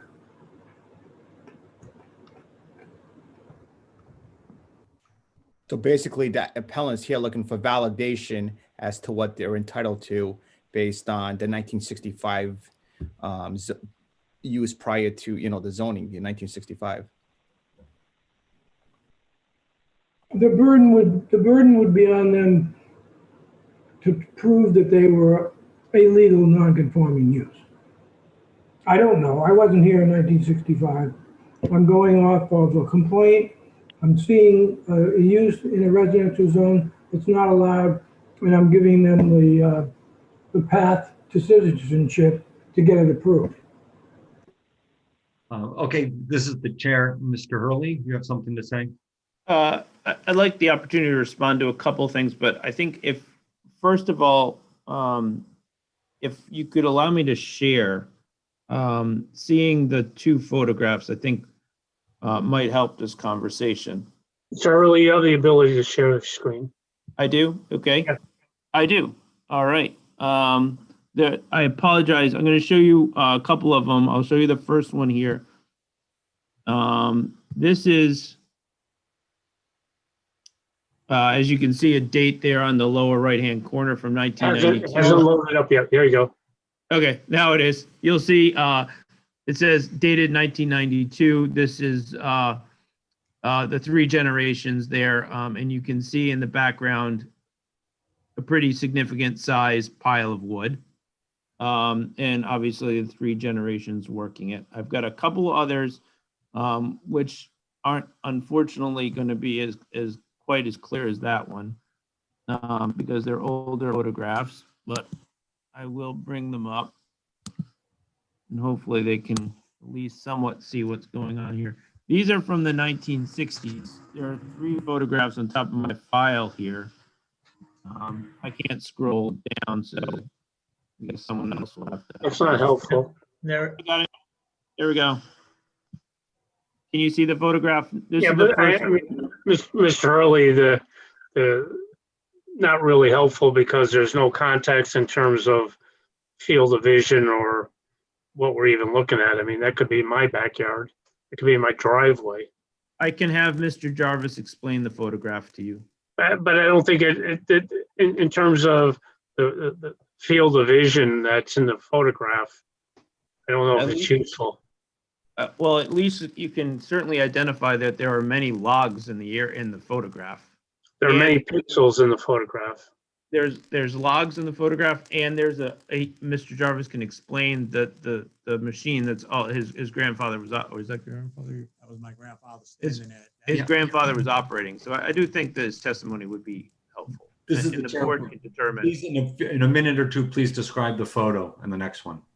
In the background is my neighbor's house, the White House. That's where we put the wood now. That's where the wood has been always. That saw rig is what we used to use. He used to use a Model A Ford. He had an extra rim welded to the other rim. He'd jack the car up, run the leather belts from the saw rig through the car, put the car in drive, and use the governor to run the saw. How loud was that? The saw is really loud, especially when you cut, and it gave you a loud squeaking noise when you went through the wood. So that was pretty loud. How long was that running per day? When you cut firewood with that, you ran it all day long. Okay, and how many days a week was that running? They used to cut pretty much 7 days a week. Okay. And when was this photograph taken? I believe that one was in 68. All right, and I'm going to show another photograph. Let's just below this one. And what does this photograph show? That's the old farm haul tractor and the trailer that we used to haul the wood from the wood lots around our area back to our property. Okay, and what does it show? With the tractor's hauling some wood. That The tractor has a trailer with a cord of wood on it. That's how we used to haul it. okay, and that how often would that be running back and forth per day? On weekends, we'd haul wood all day long. So we'd haul about 5 cord per day on a weekend.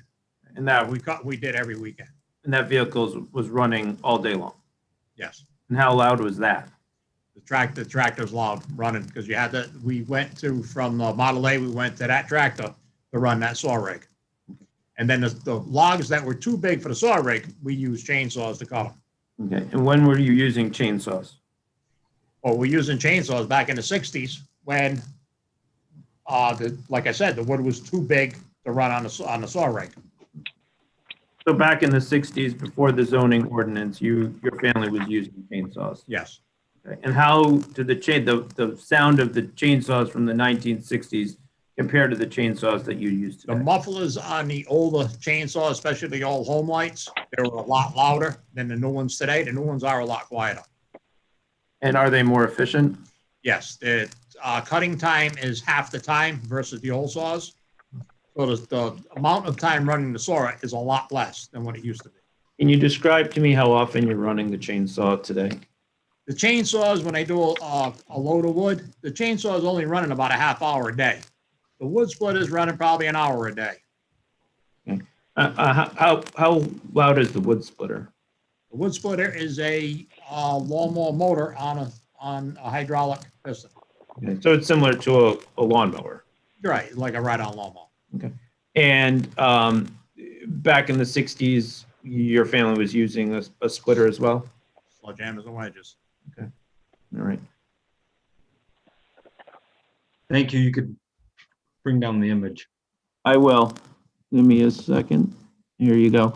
And then I'd like to address the issue about the restrictions that could be placed on and the noise ordinance issue. And my position would be is the board here is here to make a determination of whether this is a legal non-conforming use in the property. And I think that goes to not only the actual wood cutting itself, but the tools, equipment, machinery that was used and the sounds that those made. And I think the evidence that was just presented by Mr. Jarvis establishes that the older equipment was louder, it was run for longer periods of time than it is now, and that just as the use should be continued on. I think the law allows this to continue on, the operation or substantial similar operation to continue, and that includes using these machines and as the wood splitter and the chainsaws.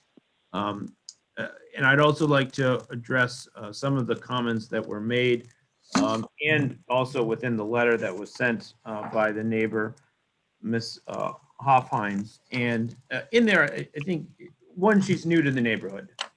She hasn't, the affidavits are from neighbors who have been there for 15, 20 years and have a basis for knowing that whether there was an expansion or not.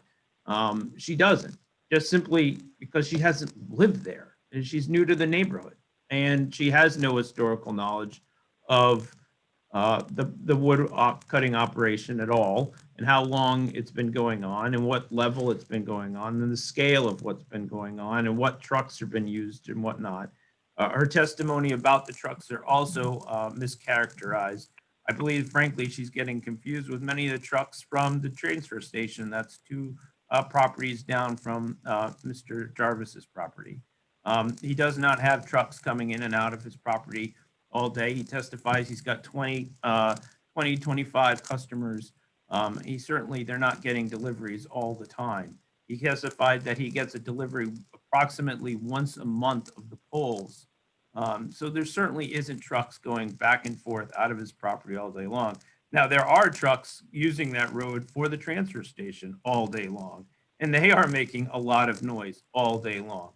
So the noise complaint that she is making is not really solely attributable to the wood cutting operation. Certainly a lot of it very well may and probably is associated with the transfer station that's also found on the street.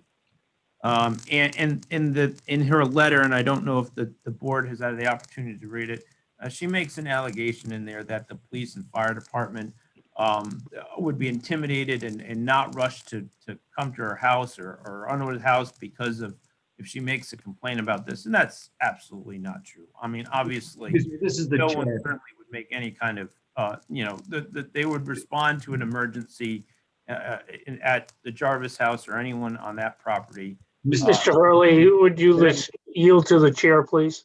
Yes, Yeah, absolutely. Excuse me, Mr. Hurley.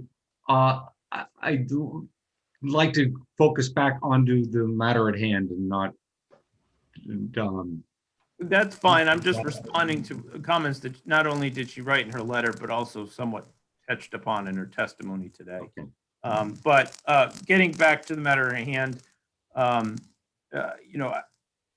we have also presented a letter to the town about some general restrictions of essentially what the operation is. And it was a letter that was dated and sent to the town on October 16th.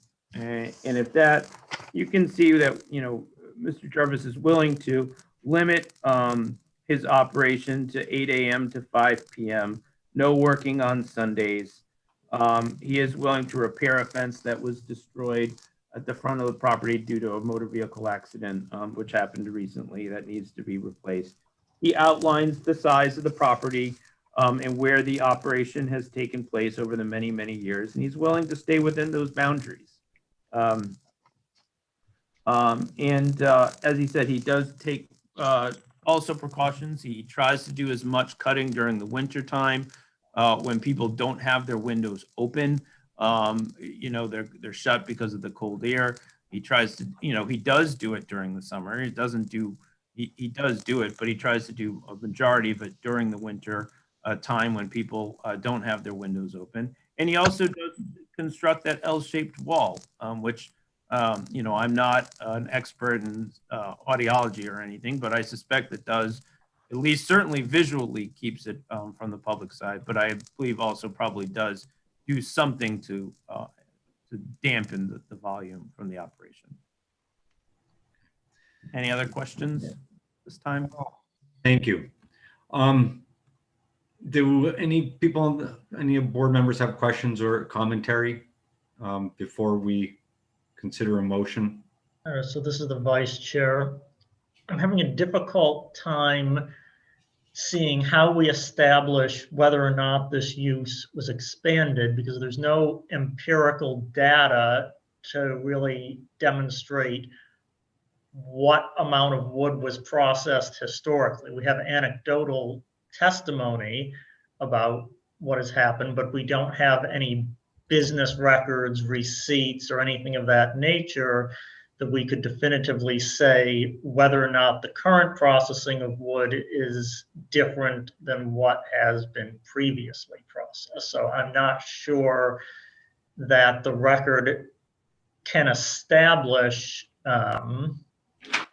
whether or not this is expanded, because the position of the appellant is that the wood processing has in fact not expanded, that it's consistent with what has been done in the past, yet there is no actual physical documentation that we've seen that can quantify that, and I'm having a difficult time figuring out how we would justify that. If I may, this is Mr. Raynone. One of the things that I've sort of been contemplating as we've been hearing this discussion is, yes, I completely agree with you that part of the question becomes how much firewood can be processed on a particular lot in a particular period of time, that sort of thing. And does a quantity of firewood dictate the size and the scope and scale of an operation? The other thing that I've been contemplating is the fact that I don't necessarily know that we can call consolidation expansion.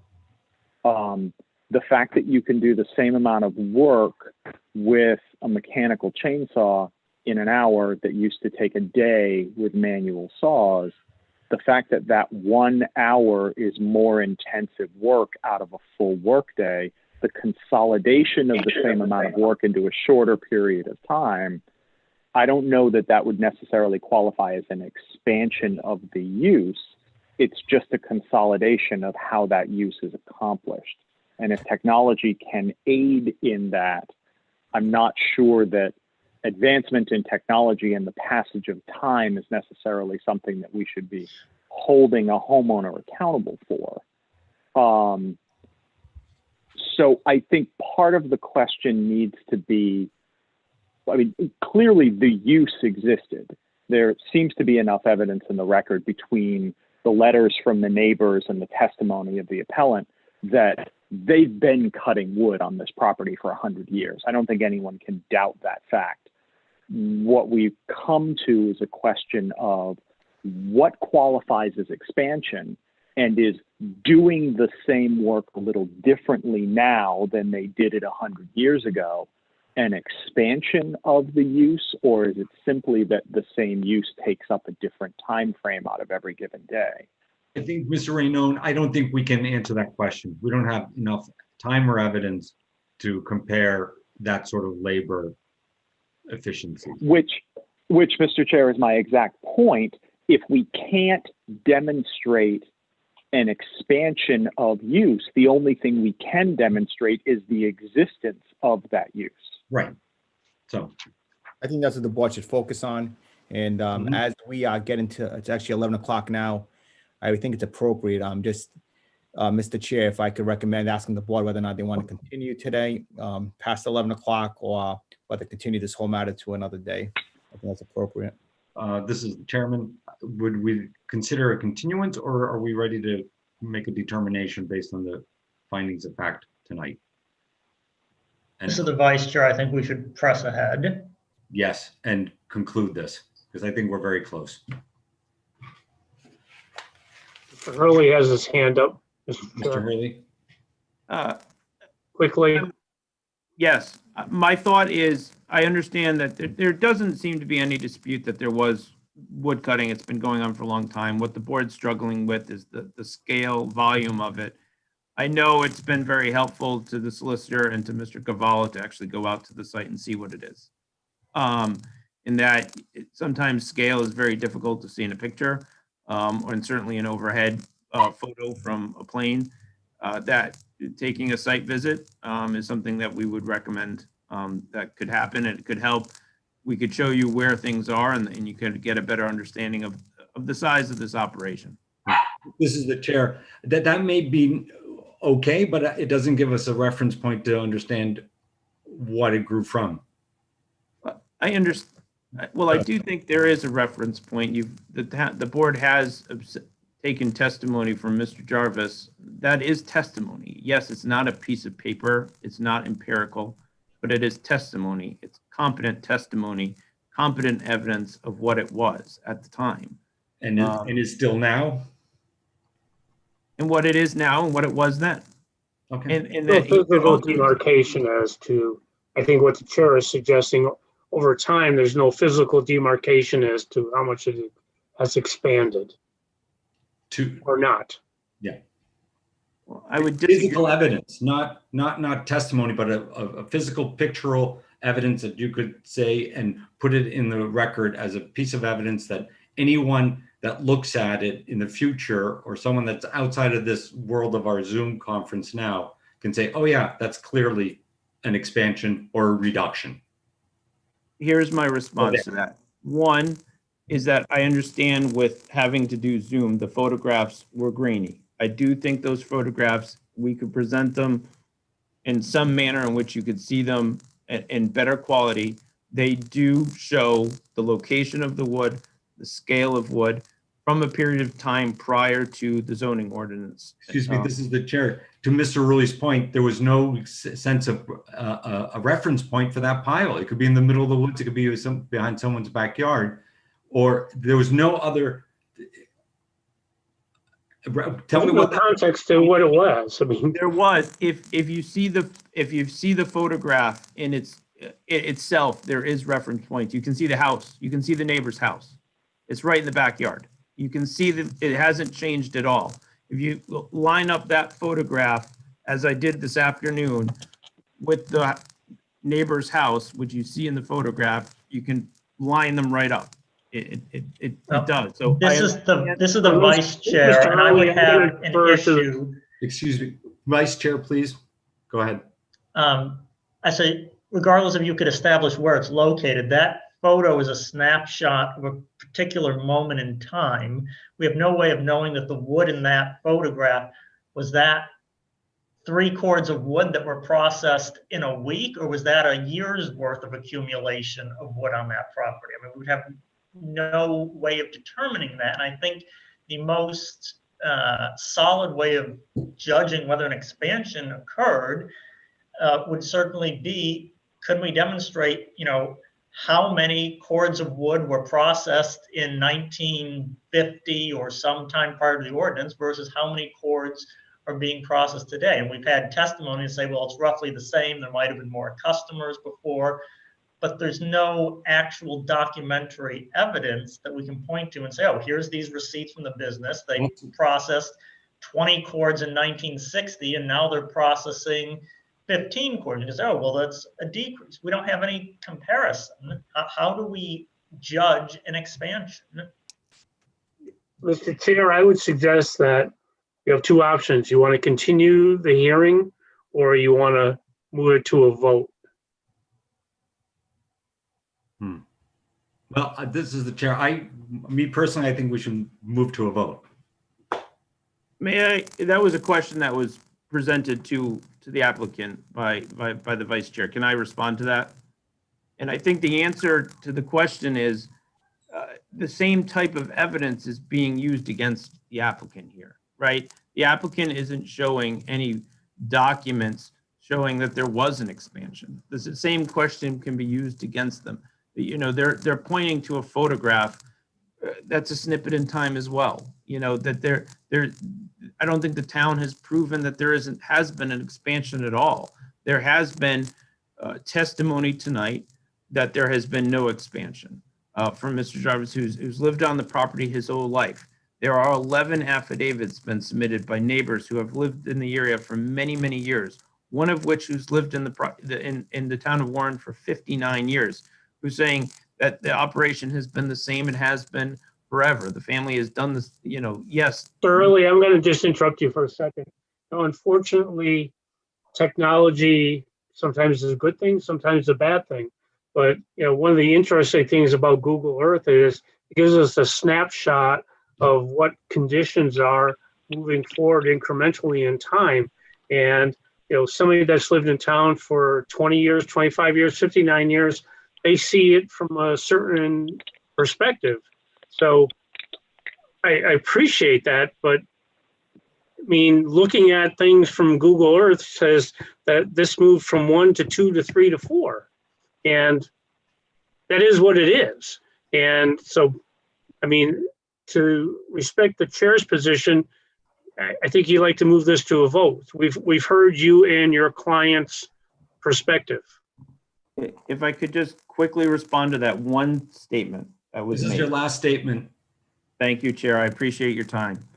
I would go back to the same statement that was made by the vice. We don't know whether a pile was moved. These piles aren't there all the time. They move constantly, right? So if it's being said that the evidence presented by the applicant, well, we don't know if that pile was there for a week, 2 days, or 3 months.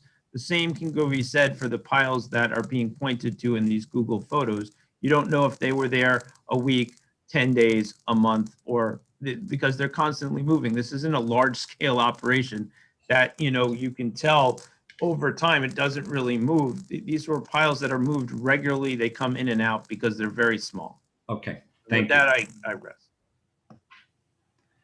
you. Back to the board. This is the vice chair. I want to go back to the solicitor for a moment. The burden of proof here is not on the town to prove that there was an expansion. It's on the appellant to prove that there wasn't an expansion. Correct. So the question that should be being asked right now is whether or not they have a vested right to cut firewood at that location. And if they do, to what capacity, to what level, to what intensity? And the burden is on the appellant to make the case what they're entitled to. I mean, I would say, this is the vice chair, for myself personally, I think it's demonstrated that the right to cut wood on that property has been established, but the extent to which that wood is cut is not clear what that right is, if there is a right. I would agree. And so then if we were to move in motion, what sort of conditions would we put on that operation at this time, not knowing what those? Can I say something? Yeah, please. His yard, it's not a big operation. It's not like it's 10 acres. There's only so much you can do there. And I think his neighbors have, for 20 years, have been his customers, and he's been doing stuff. I can't believe that he can expand it that much. That's just my feeling. And I feel like his testimony is most likely truthful. And I don't believe he can get 20 neighbors to write, or all these. I mean, there's a lot of letters he had people write. It's hard to do.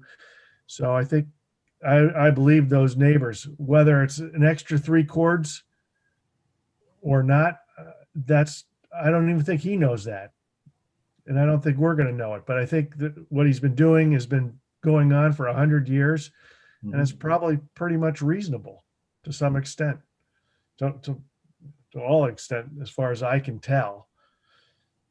I don't see where, I mean, his right to cut wood has been established. How much more he processes, according to his testimony, that a certain amount of trucks come in and he gets it done. And some days he works till noon and some days he works till 4. And a lot of times you work in the winter because it's hot work. So a lot easier to do it in the winter. It's cooler. Anyway, those are my 2 cents. I don't know where everybody else stands. Yeah. It's now 11:12. Barrett, I'm inclined to agree with you. I don't necessarily think that the space available on this lot, being a residential lot, allows for hardcore commercial development of this kind of wood processing. And I'm inclined to agree with you that getting 11 of your neighbors who have been there for 20 plus years to write letters and take their personal time to say, yeah, he's been doing this for years and it's never bothered me. I don't think most neighbors are going to do that unless they're really comfortable with what's going on.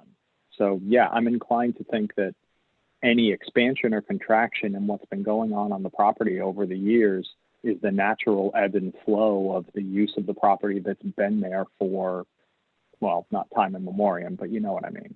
So yeah, I'm inclined to agree with you. Okay. So do we have a motion? That's the hard part, isn't it? God, how in the hell do you word that? Yeah, exactly. All right, I'll take a stab at it, and I don't know. Somebody tell me if I screw it up. Okay, we're all here to help. All right, so I will move in application 20-02A, Ronald Gervais, applicant and owner, Brenda Gervais, 15 to 17 Birch Swamp Road, plat map 22, lot 60. Request for an appeal under section 3274 and to overturn the July 23rd, 2020 decision of the Department of Building and Zoning. In making this motion, we do find that the wood processing use that has been taking place at this property is a legal non-conforming use that predates the establishment of the Warren zoning ordinance. And as such, the owner of the property is entitled to continue that wood processing use on his property. We would further find that the testimony, the written testimony of the neighbors seems to imply that the general tenor of that use has remained roughly constant over the years. And we would qualify the, what's the word I'm looking for? Qualify the validation of this use on this property with the stipulation that it not be expanded beyond the quantity of wood currently processed or the general number of customers currently serviced by Mr. Gervais with this use. I will leave it up to other members of the board as to whether or not we want to condition this on the use being codified as a proper registered business within the town. I'm still on the fence about that one.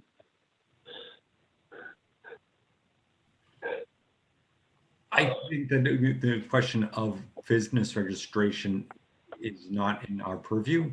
Correct. Correct. I would keep it out of this motion. But I would say I agree with that.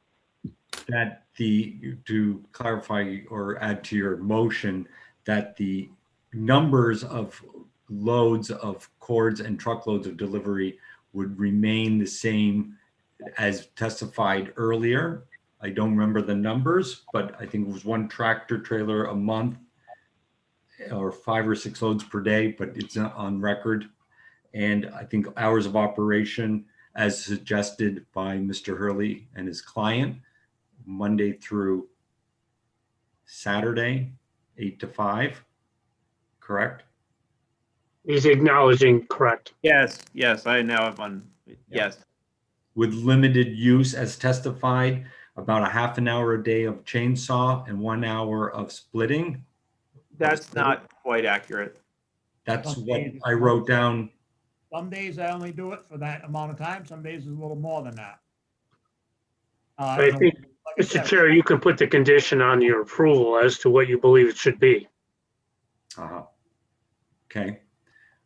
The saw, sometimes we run 2 hours a day. I mean, that's usually the max we run the saw.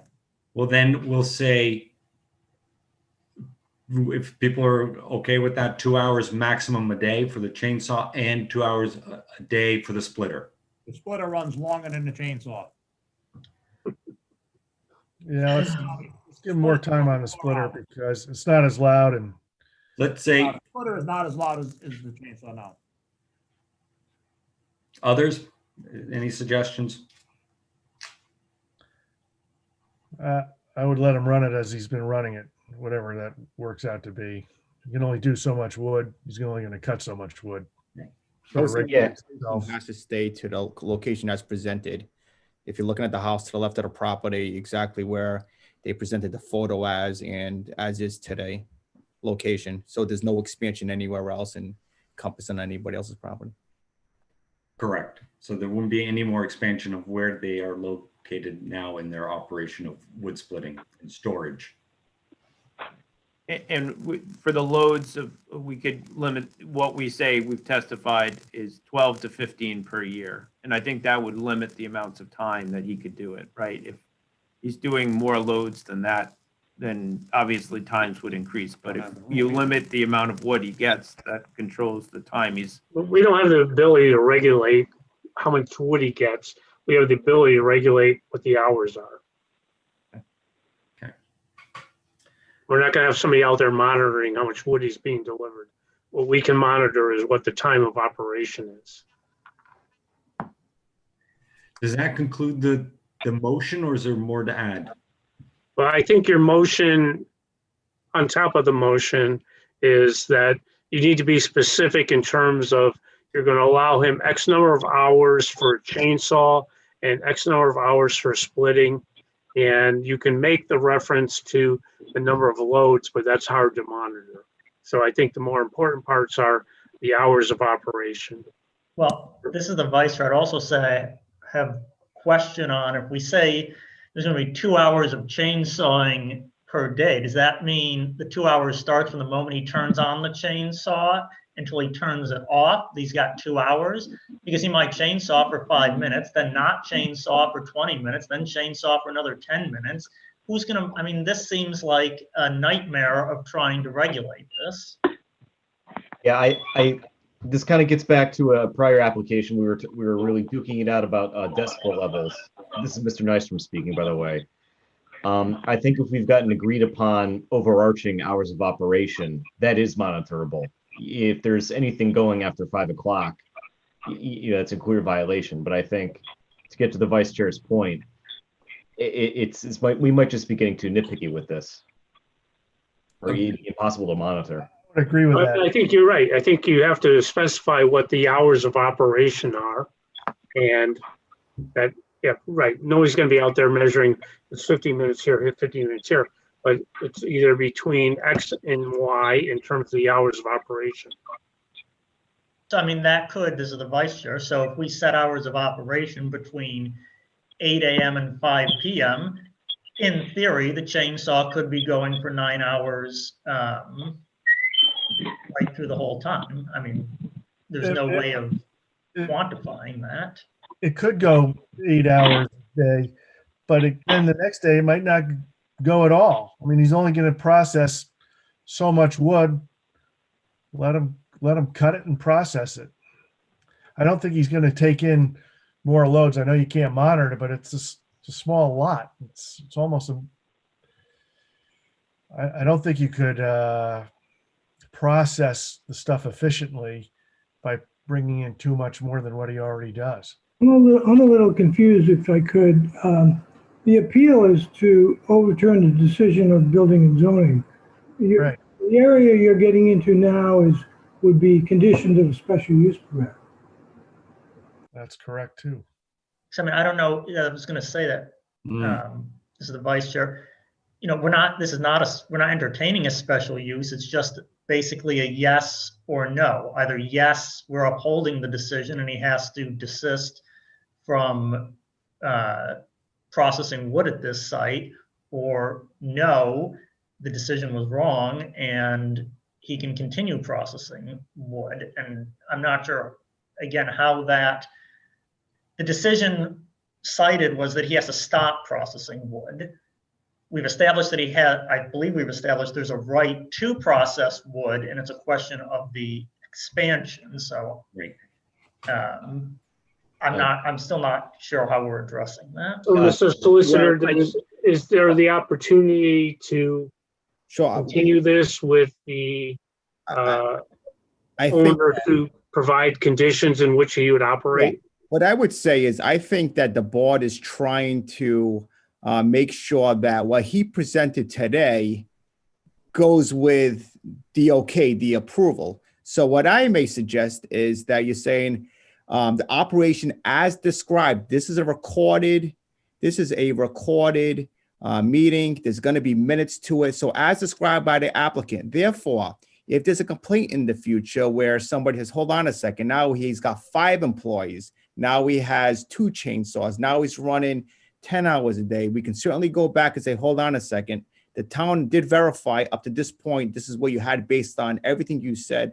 There's always now we can go back to this point and compare any further expansion. So I think if somebody just makes the motion, if that's how you want to, vote, just to put as presented by the applicant. This is the vice chair. In my mind, I don't feel that there's a clear enough presentation of that we've heard a lot of different testimony, and I don't know that we've consolidated it to one specific set of facts. I don't know if I could go back and pick out the exact parameters, and then we get back into the same argument that we're trying to enforce very specific things. How many cords of wood is it going to be? How many tractor trailers is it going to be? I just don't know how we can quantify that.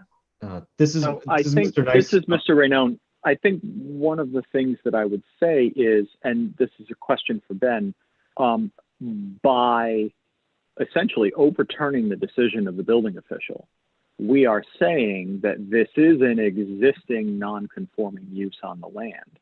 So we are effectively establishing a de facto special use permit by saying this use is okay here. So we should be able to condition that with certain basic parameters like operating hours, correct? So I would keep it away from the special use permit, because that's something that the town issues versus something that somebody's grandfathered invested into. Again, I don't think they'll be able to get a special use permit on that property. So I would certainly stay away from that type of language. But in terms of an agreement with the appellant, certainly, the appellant can agree to X amount of time just to kind of satisfy everybody's needs and wants. Okay, so let me try and rephrase the motion and see if we can clean this up a bit. On the aforementioned appeals application, we find that there is sufficient evidence that there is an existing wood processing use on the property that has been in existence since before the establishment of the Warren zoning ordinance.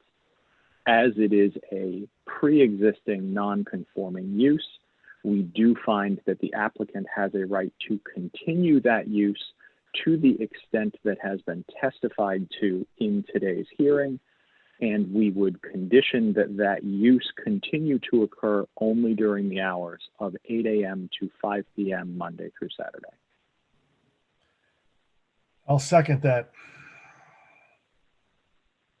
That's Barrett. I will poll the members. Mr. Adelman, Yes. Mr. Ellis, No. Mr. Raynone, Yes. Mr. Holby, Yes. Mr. Thibodeau. Yes. Do I need to poll the alternates, Mr. Solicitor? No, just the membership 5 and 3 out of 5, and we got 4 out of 5, so it's approved. Overturns the decision of the zoning official. Thank you. Thank you very much for your time, everybody. I know it's been a late night. This has been incredibly fun. So, I